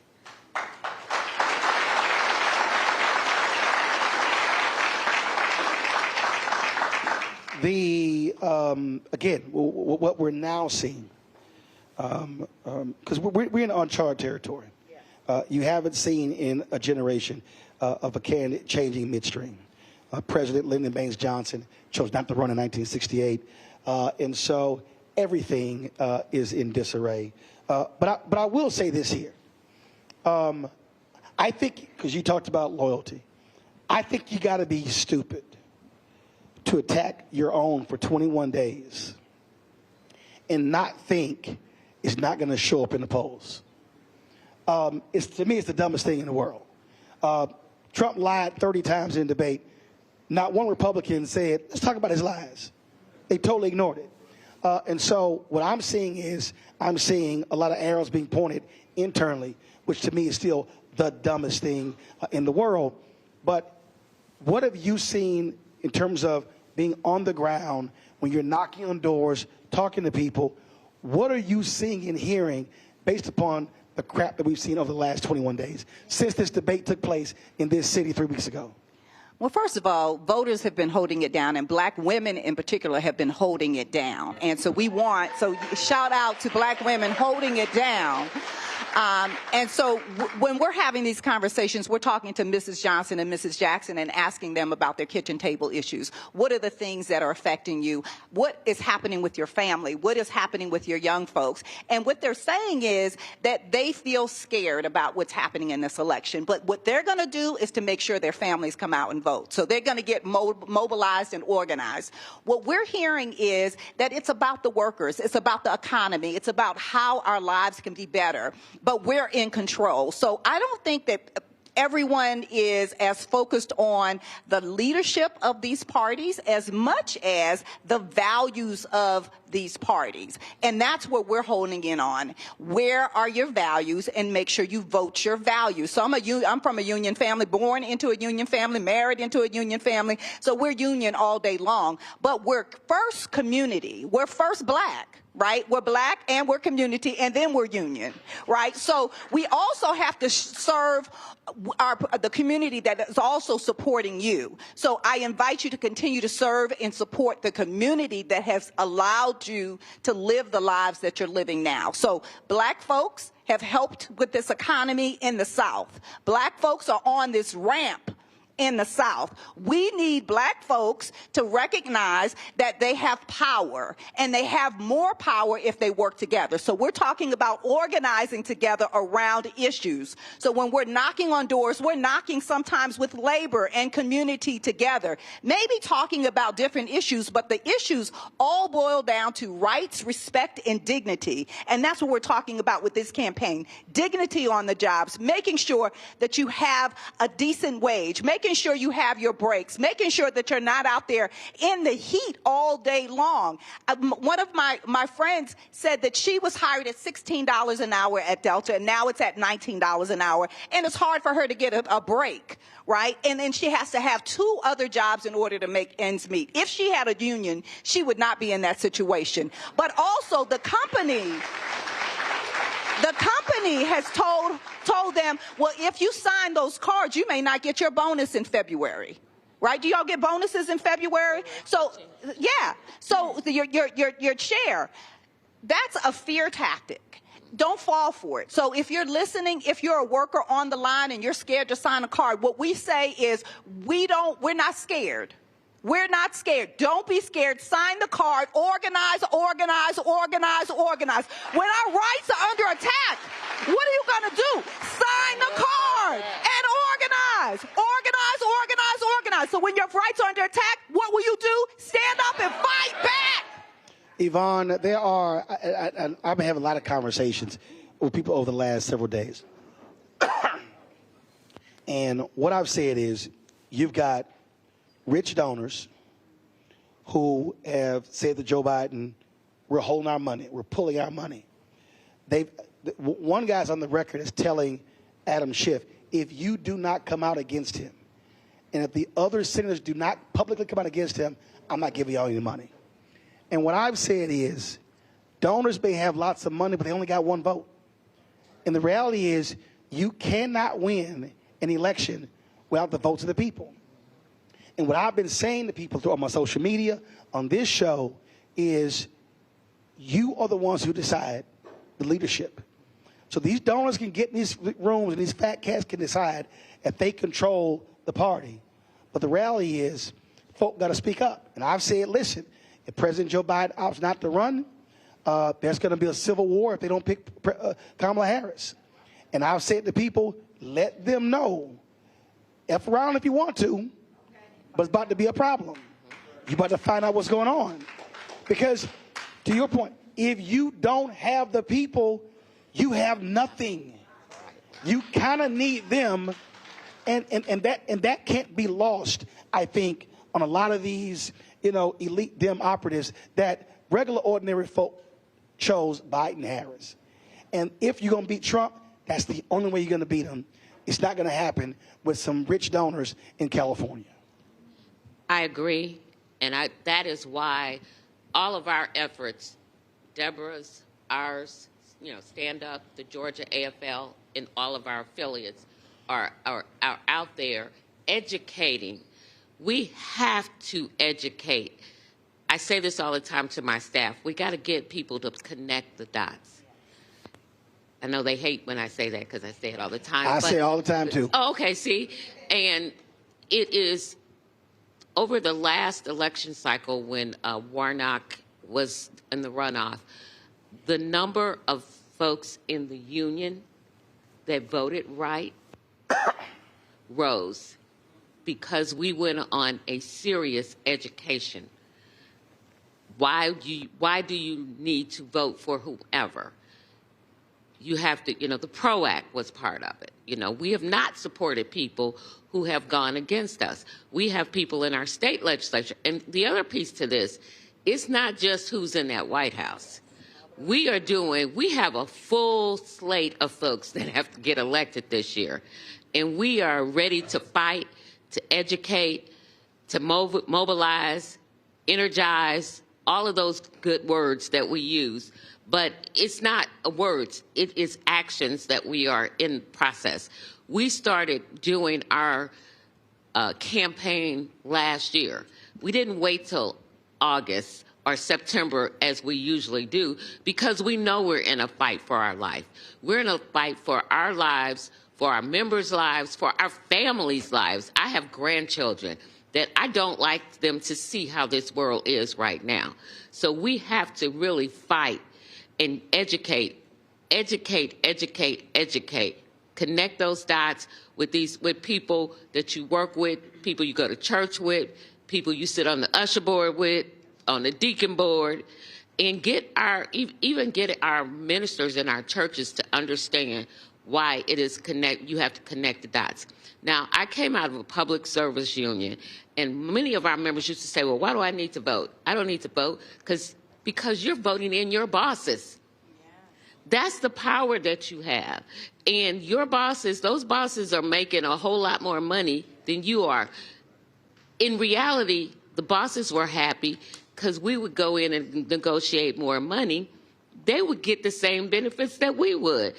But we got to get our members to understand that it's okay to speak your voice and to want more for you and your family and not to have to go work 4 jobs and never see your family because you don't have a family then. You have jobs. That's it. That's not enough. That's not enough for me. I've been a single mom, not a single parent, but working more than one job to make sure that my kids had what they want and sitting at football games like this because I'm so tired. That's not a quality of life. You want a quality of life.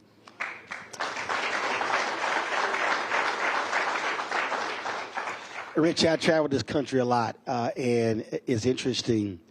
I have so many conversations with people, and they come up to me and they want to talk about all sorts of stuff, and we'll talk about how can we get these things changed in our neighborhoods and our communities, and we want to do this initiative. And it's amazing to me how, and they kind of get mad because I always go back to, you got to organize and mobilize. And they look at me like I'm crazy, and I try to explain to them, I had parents, didn't go to college, but cared about our community. They were co-founders of a civic club, and that's all that was. Just regular, ordinary people who said they wanted to change stuff, and they sort of pinpointed this issue, this issue, and to your point, connect the dots. Is that the city, is that the county, is that the state, the federal? Who's that person? Who's that commissioner? If it's law and order, who's the police commander? All this sort of stuff. So I saw that at 5, 6, 7. So that's my entire life. And I think part of this, and is sort of what you alluded to, what some of the workers alluded to, is that people believe they don't have any power. But I keep saying you do if you use it. So just for a person who's watching or listening, just speak to that. The person who just walks around thinking that they are powerless and they can't do anything. Well, to that person, I think you're not paying attention, because everything that we've seen change in this country, everything, has come from the people. It hasn't come from politicians. Politicians react to what they're being told by the people. Okay? We can do as recent as the guy that's running for President Trump. He suddenly changes his position on abortion. He wanted a national ban on abortion, but the public didn't want that. And so now it's... He actually still wants it. But he stopped talking about it. But now, even in his debate, you know, he's like, but I got to get elected. Guess what? That's the power of the people. And that's not just Trump, and it's not just Republican or Democrat. It doesn't matter. When the people stand up, when they rise up together, whether it was gay marriage during Barack Obama, his position changed. The position changed because the people's position changed. I don't think he woke up one day and went, you know, Michelle, I think I'm okay with the gays getting married. I don't think that happened. I think what happened... Well, actually, he was for gay marriage, but he came out against it because the people were not going to vote for him. So then he against it. Then he came out for it. So he actually evolved. That's right. But you're making my point, right? Is that, look, whatever the issue is, his White House wasn't happy when I said that on CNN, but I'm like, y'all can get the hell over it. It's true. But it is true, and it's true over and over and over again. And the problem I think that we're having to some degree is our attention. You know, we live in the United States of amnesia, and our attention span can be pretty short these days. And we get on something that we could probably have an impact on, and then within a week we've changed it, and we're talking about something now. That has a lot to do with what you see on the news outlets and the change in the news cycles and 24-hour news cycles, and I could talk about a lot of different things all day. But listen, when we stick together, when we band together as a community, as a society, whatever it is, when we come together and we say, this is the change that's going to happen or else you're not going to be around, politicians do what we need them to do. And I talked about earlier with the approval of unions. They didn't just all of a sudden start signing on to letters. They're doing it because the public sees us in a favorable way. That's another example. But also, again, and it's real basic, what happened was there was one person at a place who said, this shit ain't right. And then they start talking to somebody else. That's right. Like, you're right. This shit ain't right. And so 2 people then talked to 2 other people, and the 4 talked to others. And now it's 8. Now it's 16. Now it's 32. Now it's 64. And now you go from a singular idea to a movement. So what I keep saying to people is, as long as you as an individual are frustrated and you don't make an effort to talk to somebody else, and then y'all go, man, what can we do together? Then you're just going to be walking around being frustrated. And I think what's happening, and we're actually seeing it in the data, people are realizing, wait a minute, if somebody else is negotiating for all of us, that changes than me trying to just get what I can by myself, because it's harder to get something by yourself. Yeah. Well, you just described the Delta organizing campaign. Right. Now we're talking on a grand scale, a national scale, but what you described is exactly what we need to be doing and what's happening at Delta Airlines. It started small, it's growing, and it will see the finish line, and it'll see it very soon because the people stood up and said, we want this and we're going to make it happen. That's right. That's right. Yeah. And they're holding their elected officials accountable. So the power dynamic that your union is using is holding those elected officials accountable and then asking for their support because you know what you did for them. And so the same thing goes for these Delta workers. Thank you for your service, first of all. Thank you. You all don't get thanked enough. Thank you for making sure our bags get here, right? But Deborah, listen, I've always said, I appreciate when somebody said, Roland, you did a great job. I can't deposit that. That's right. Well, it's right. Put it on the check, right? That's what you want. I do. I tell people. I can tell myself, Roland, you were great. You want to show me how great? Put it on the check. Bigger deposit. Right? Yeah. Put it on the check. So for Delta to be such a wonderful company and such a brand for the city of Atlanta, and this message is really for the city of Atlanta because we do a lot for the city of Atlanta, Georgia Stand Up, and our affiliates, and all of the community organizations that are in coalition with us. If you want to be a good neighbor, if you want us to keep coming for your family reunions here in Atlanta and the conventions here in Atlanta, what the people of Atlanta are saying is respect the union. I am a man. I am a woman. woman and they need a union, and they ask for it and they want it, and don't stand in their way, because they help to move this city, move people here to this city. They help to get our luggage here. We need to help them. So this is a clarion call for all of us to get involved with this election. So before I go to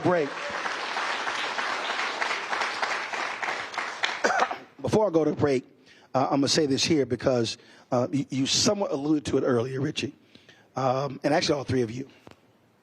And this is where I think people don't really understand how these games work with corporations.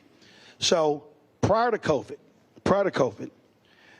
from 2014 to 2019, the airline industry spent almost $40 billion on stock buybacks.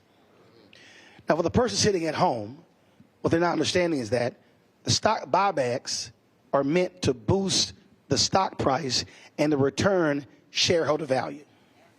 Now, what happens with these publicly traded companies, who do they care about the most? Their shareholders. But as one of the workers said, if we ain't number one in these categories, you don't get there without workers. But what has happened is you have so many of these companies, not just airlines, so many of these companies are so focused on their stock price, on their shareholders, on their investors, without realizing you don't have high performance without the production of your workers. The two go together. I can sit here and say, oh my God, we had a great broadcast, but I kind of need the lights, the cameras, the switching, the audio. If you want to see a bad show, you can look great, but if your audio's jacked up, it all sucks. If your lighting is jacked up, it doesn't matter how great the content was. And so what we're seeing these companies, I mean, when the United CEO was being grilled by Congress, they said, why have you spent money on stock buybacks but not into safety? And that's part of the thing. So I think also what we're seeing is workers in different areas are ticked off at these companies that are taking their free cash flow, giving it back to stockholders, and saying, oh, we don't have anything for the workers.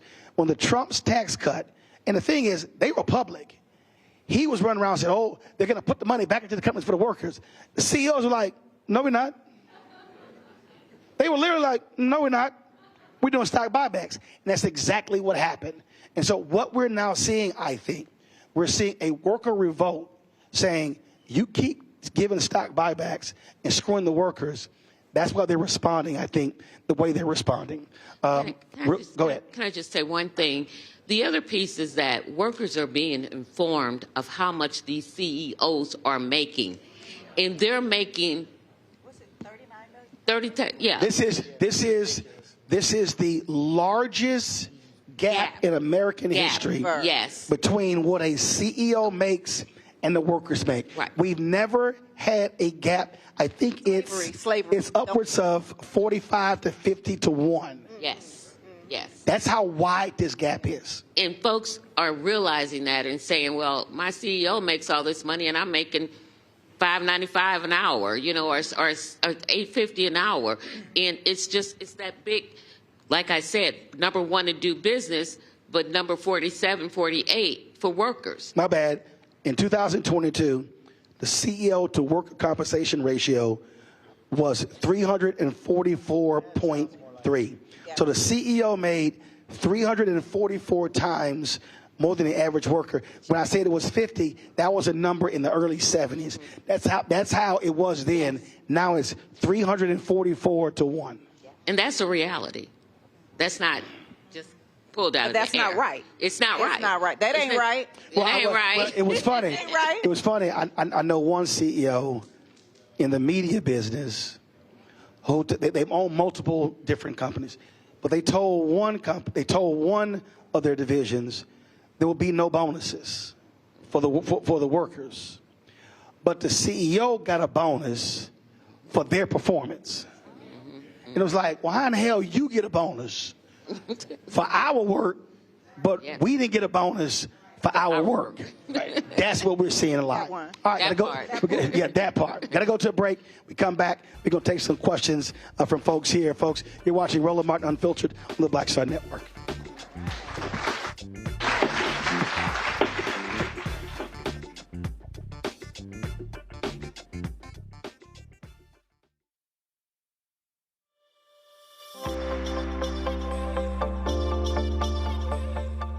Hi, I'm Danny Glover. Sign your IAM card today.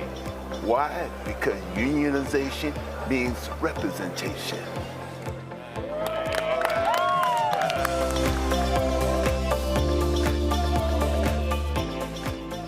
Fanbase is pioneering a new era of social media for the creator economy. This next generation social media app with over 600,000 users is raising $17 million, and now is your chance to invest. For details on how to invest, visit startengine.com/fanbase or scan the QR code. Another way we're giving you the freedom to be you without limits. Good job, good pay, good life. Would you be willing to walk away from it to achieve real wealth? Well, that's exactly what this woman did. And boy, did it pay off. Once you make the decision that this is the direction that you're going to go in, I do believe that there's power in having a decided heart. Hear her story on The Next Get Wealthy with me, Deborah Owens, America's Wealth Coach, on Black Star Network. Hatred on the streets, a horrific scene, a white nationalist rally that descended into deadly violence. White people are losing their damn minds. As an angry pro-Trump mob storms the U.S. Capitol, we've seen We're about to see the rise of what I call white minority resistance. We have seen white folks in this country who simply cannot tolerate black folks voting. I think what we're seeing is the inevitable result of violent denial. This is part of American history. Every time that people of color have made progress, whether real or symbolic, there has been what Carol Anderson at Emory University calls white rage as a backlash. This is the rise of the Proud Boys and the Boogaloo Boys. America, there's going to be more of this. Here's all the Proud Boys, guys. This country is getting increasingly racist in its behaviors and its attitudes because of the fear of white people. The fear that they're taking our jobs, they're taking our resources, they're taking our women. This is white fear.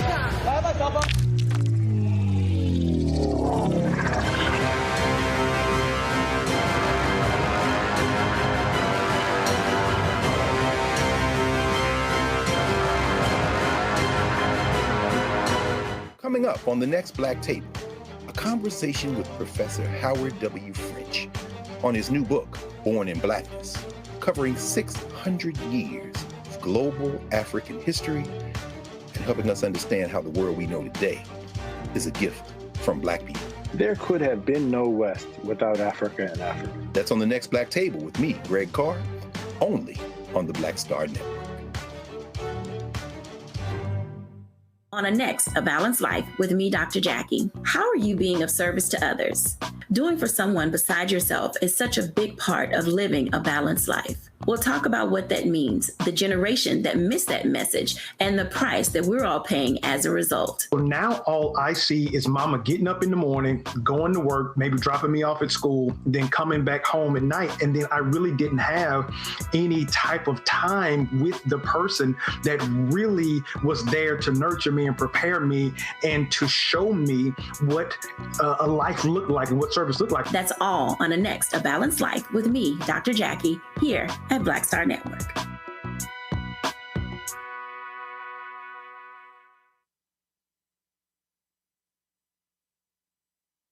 Coming up on the next Black Table, a conversation with Professor Howard W. French on his new book, Born in Blackness, covering 600 years of global African history and helping us understand how the world we know today is a gift from Black people.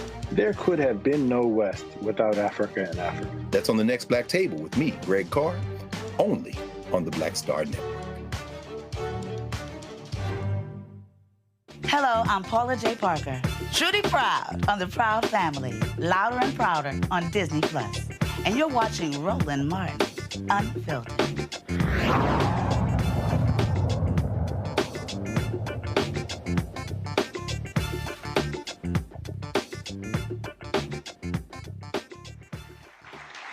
All right, we're back at the IBEW Hall here in Atlanta. Now it's time for our question portion of our conversation. We've been talking about the Delta ramp workers trying to unionize, but so are the flight attendants, right? Yes. What's your name? My name is Shamika Brown. Shamika, how long you been a flight attendant? 13 years. Gotcha. So how's your effort going? It's going. I say that only because it's a struggle to be. I got it. It's a struggle for us, just like it is for you guys. And I want to say that we stand here in solidarity with you. That's right. We know it, the uphill battle. We know what we're fighting against when it comes against the big D. We know that we get shunned, ridiculed, and bullied for standing up for something we believe in. So I just want to give you guys thanks. The solidarity here gives me goosebumps to see everybody here standing in this fight together.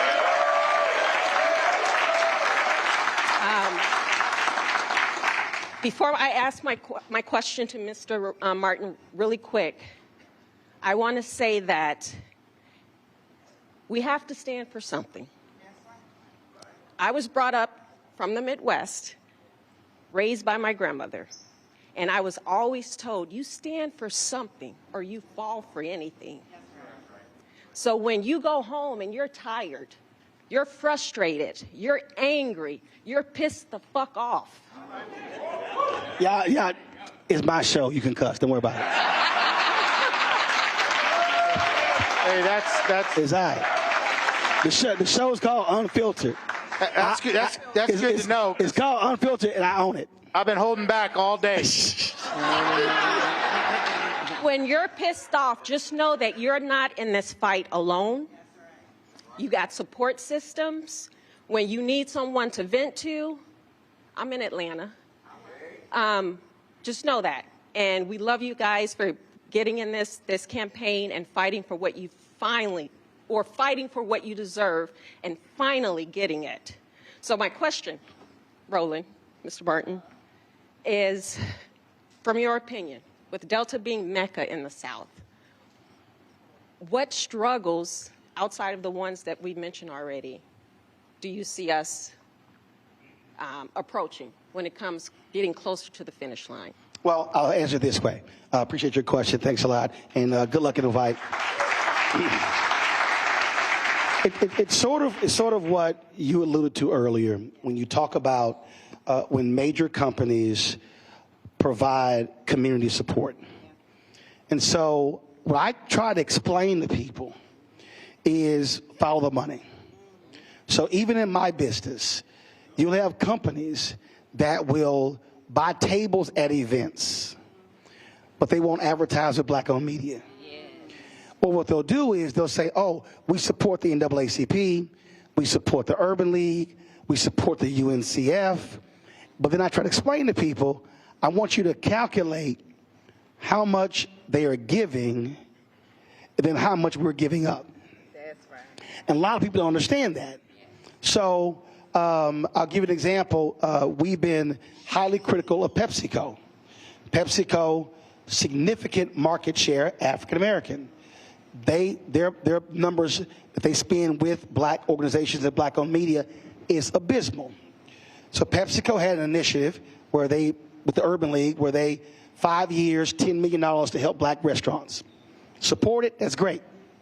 Then they had an initiative where they wanted to drive $100 million in receipts to black-owned restaurants over 5 years. Great idea, they can't track it. PepsiCo spends $3 billion a year on marketing. If PepsiCo spent 5% of their marketing budget with black-owned media, that's $150 million a year. That's $750 million over 5 years. So when I'm explaining that, I say to Black America, which one has a greater impact? 5 year, 10 million, 100 million over 5, 750 million over 5.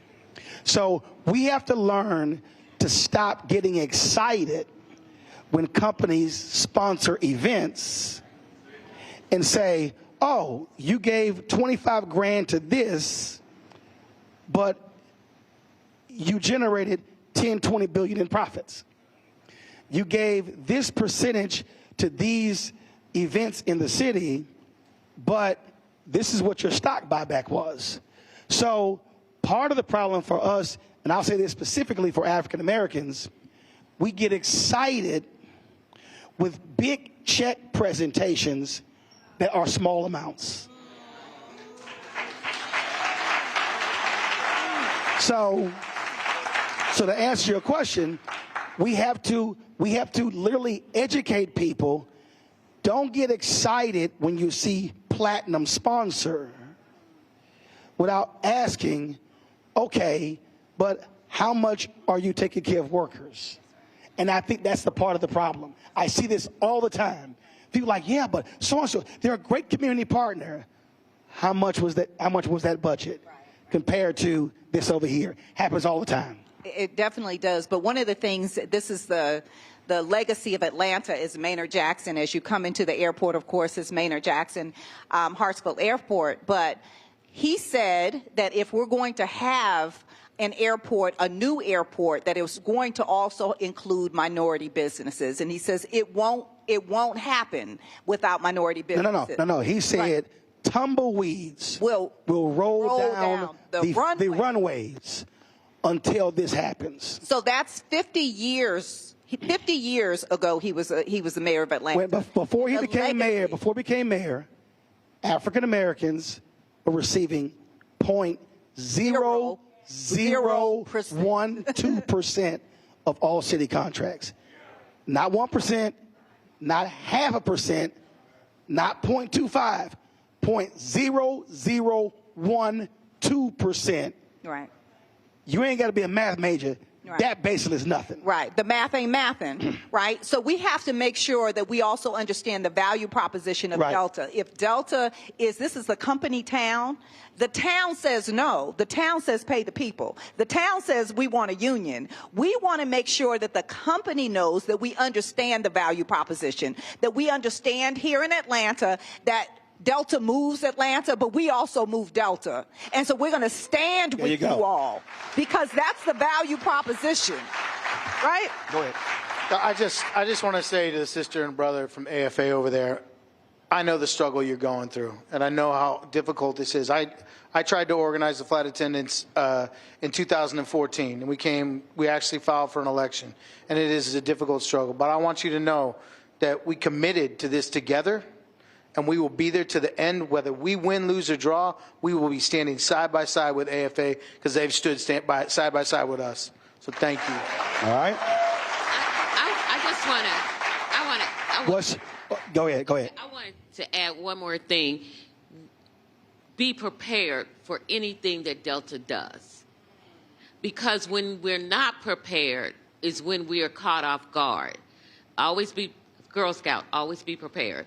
And they're going to spend billions of dollars to discourage you. Instead of giving you that money in your pocket, they're going to spend it on some high-powered attorneys, high-powered union-busting firms. And the best way to combat that is to be ready and know that what they're saying is not the truth. And sister, thank you for saying that, because after this show, and I guarantee you Delta's watching it, I guarantee you they're watching it. After this show, when they hear how close we are and how close to the finish line, they are going to ramp it up like we have not ever seen. So she is 100% right. Get ready for the fight. So, but they have to stand strong. They ain't never spent no advertising money with me. So I'm like, okay. What's your name? What's your question? Tim Henderson, Delta Airlines, 25 and a half years. My question is, for everything that's been said, the question becomes, does people understand why Delta workers think the way they think? Because if you don't know our history, then you can't understand why they think the way they think. We never had a union because we had everything the unions had. We had pensions, we had sick days, we had everything. But all of that through bankruptcy was taken away. We didn't even pay money out of our paycheck for our benefits. Now we're paying for benefits that are garbage. I put it to a director. Would you go to the Sundown restaurant, spend $250 for a glass of dirty water and food that was uncooked? Then why would I pay that for health insurance where we're going to the doctor and paying $100 out of our pocket and still being told you got a bill in the mail. So the question becomes, when do people find out what really Delta is and was compared to what it is now? Who wants to take that? Have you signed a union card? Yes, ma'am. You have signed a union card. All right. We just want to make sure. Now, you know, he wouldn't have got his ass up and asked this question Want to know. without signing that card. Because somebody would have jumped up like, you ain't signed that card, but you answered the question. I appreciate it. Has who everyone wants, in who here wants to signed answer? a card that can? Who wants to answer? Okay. Go ahead. Yeah, I mean, look, we continue to put that information out. We just got to find ways to make people read it, right? And communications is tough because we're exercising everything we can, including being here today. Whether it's, you know, news lines or Twitter or Instagram or Facebook or you name it, we're doing at-home mailings. And I do this with all my members, by the way. And I go to break rooms where I represent people and I say, by the way, who's seeing this stuff? And it's like crickets. It's like, but we're going to keep banging away. We're going to keep trying to get that message out. And we need you. We need the inside people. That's the way we get it to them because, and it gets to them in a break room. Well, listen, when we met in Houston for the convention, so I met Delano, and he said, hey, you know, could we do this?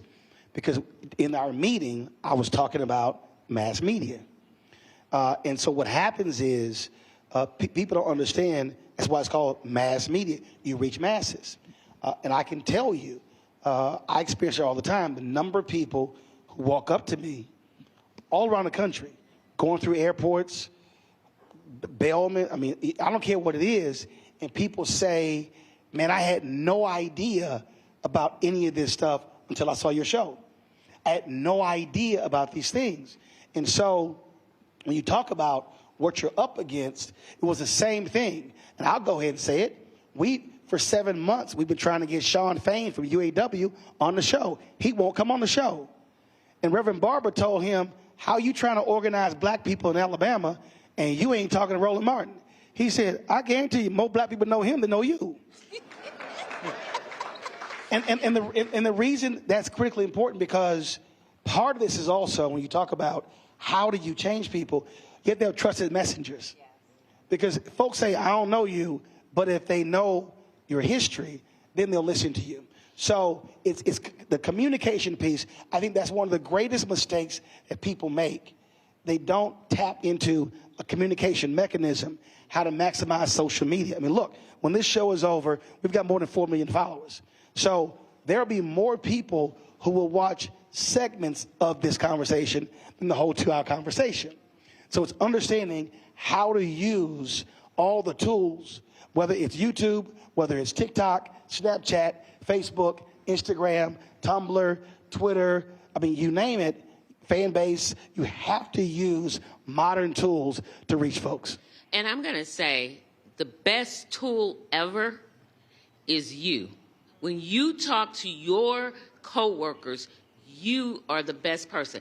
I could come in there and talk to them. They wouldn't know me from Adam. And they were like, okay, she blowing a whole bunch of stuff up my butt. But the people here, though, have to also think even as a collective. So, for instance, when we grab the clips, when y'all do as well, if you actually add up every person's social media in this room, you're now in the millions.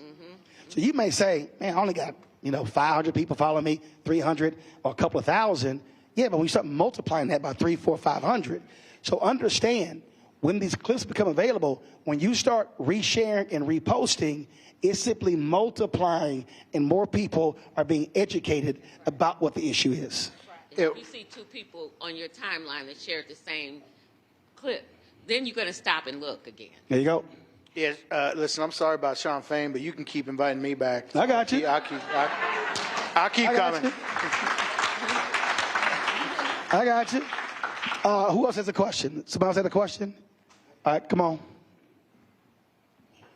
It's a good elected official. Good elected official. Good elected official. We'll see. Let's see. All right, name? Elmon D. Holly. I'm a 6-year Georgia State Representative, and I'm glad to be here because I just got reconnected with my former fellow ramp agent for Delta Airlines when I served 18 years ago. I want to say that it's tough being here because it was a time when I wanted the union to be there to help us as ramp workers on that ramp. I worked Zone 4 in Sea Concourse in Atlanta, Hartsfield-Jackson Atlanta International Airport, bringing those planes out, bringing them in, making sure we could get those bags off the planes. And, you know, it's tough because we know that Delta, it served over 190 million customers just last year. The CEO, Ed Bastian, he gets over $34 million annual salary. And if you have that type of stake in this company, then it needs to make sure that it's prioritizing the concerns of its ramp agents who are making sure that the planes get out.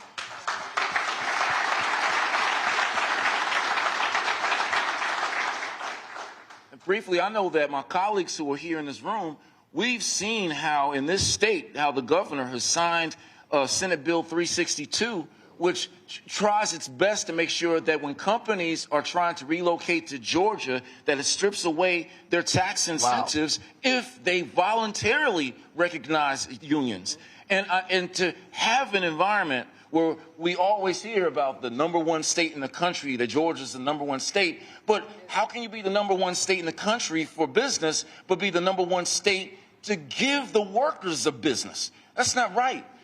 The question I have, because I know we have Deborah Scott here, we have Yvonne Brooks, who have been so revolutionary, not with just workers, but I want to know, what advice do you have for the families who are at home, who have to wait there for their loved ones to come off of work, even knowing that in their workplace they see a hostile work environment where there's flyers? I remember the flyers myself where, you know, they'll tell you don't spend any money on union dues because you can get a two-piece a wing and chicken, or you can get Air Jordans, or at the very best, get a timeshare. And when you devalue a worker, you know, they can come home and actually decide not to fight anymore. So speaking as women and as mothers, what advice do you have for those who are at home to help them, encourage them to stay in the fight? All right, final comment. Appreciate it. Thanks a lot. Well, first of all, El, thank you for standing up, because you're one of the few elected officials that stand on these picket lines with us. So thank you for standing up. But we have to remember that it's not just organizing and mobilizing. We have to strategize. So during this period, we have 4 or 5 months to change the dynamic in this country, right? That means we have to get every single family member that is sitting at home registered to vote, and the grandkids and baby and them, all of us, we have to get registered to vote and make sure you're on the rolls, because, you know, doing a lot of funny business about the vote here. Yeah. And as your family is documenting what's happening, we want to make sure that you're actually documenting those stories.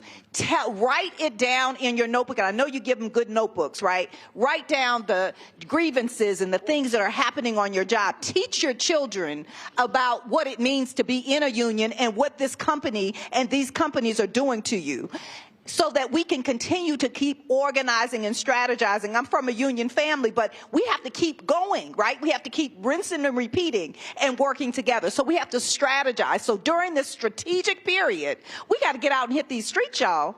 So we got to ask for those cards to be signed and ask to make sure people are registered to vote and come out and vote. Yep. And I just want to add that my kids learned about unions through osmosis. Take your family with you. When I have members and they say, I've got little kids, bring them with you, because that's how I learned. I never knew that my mother was part of the union struggle that sat in at Woolworths in St. Louis until she got older and told me those stories, because I was too young. I was number 9 of 10. So, but teach those kids by example. If they go on those picket lines, they'll learn it. If they go with you when you go to union meetings, they'll learn it. They'll start running union meetings. My children have learned to run it, you know. And so that they are part of the experience. Richie, final comment. Yeah, and to that question, I would say if you're at home right now and you're watching this, and your loved one works for Delta Airlines, tell them what you saw today, tell them what you heard today, and tell them to sign a card.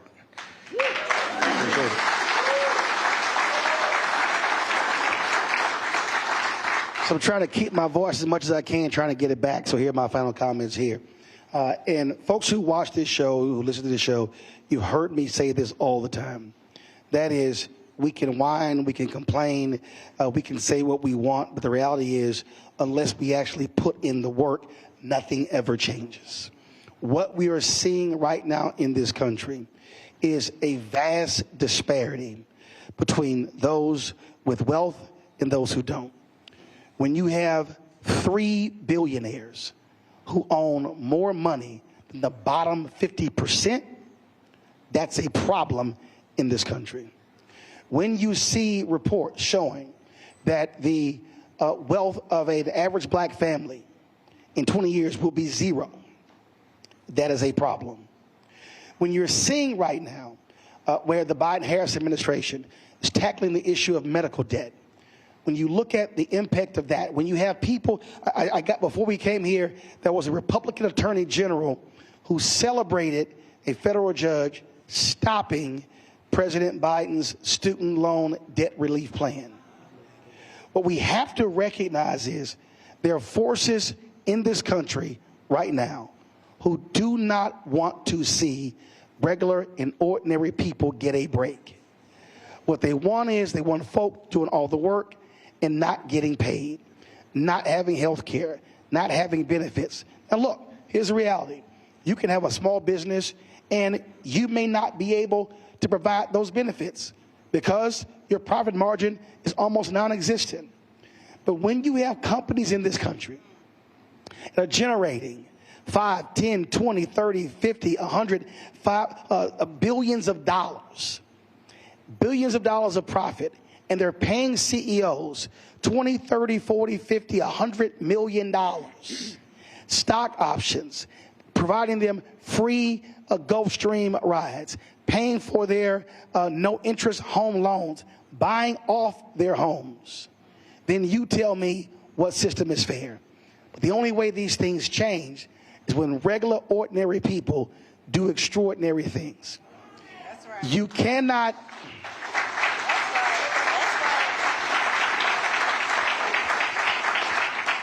I have to remind people, the March on Washington was called the March on Washington for Jobs and Freedom. That was an economic conversation. And what you're seeing right now in America, you are seeing people, the reason all these billionaires are lining up behind Donald Trump, because the tax breaks expire in January. They want to make those $2 trillion in tax breaks permanent.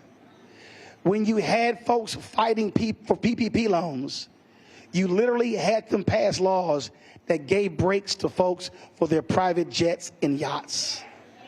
So what we have to understand is that regular, ordinary people can literally change America, can change states, can change cities, can change neighborhoods, can change countries, but no change has ever taken place if you sit at home and you do nothing. But when you join with one other person, and another person, another person, and when you organize and when you mobilize, I can guarantee you, you will see a change. Shout out to IAM. Thank you to our panelists, all of you involved, to IBEW. We appreciate using this facility. Thank you for the conversation. We'll be restreaming this multiple times. Share this information on social media because we can have an impact. Thanks for all of y'all for supporting Roland Martin Unfiltered on the Black Star Network. I'll see you tomorrow in D.C.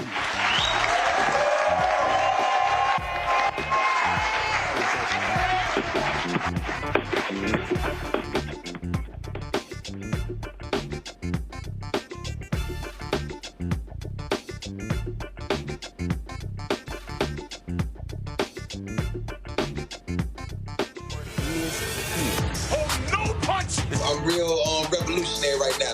Thank you for being the voice of Black America. All momentum we have now, we have to keep this going. The video looks phenomenal. See, this difference between Black Star Network and Black-owned media and something like CNN. You can't be Black-owned media and be scared. It's time to be smart. Bring your eyeballs home. You dig?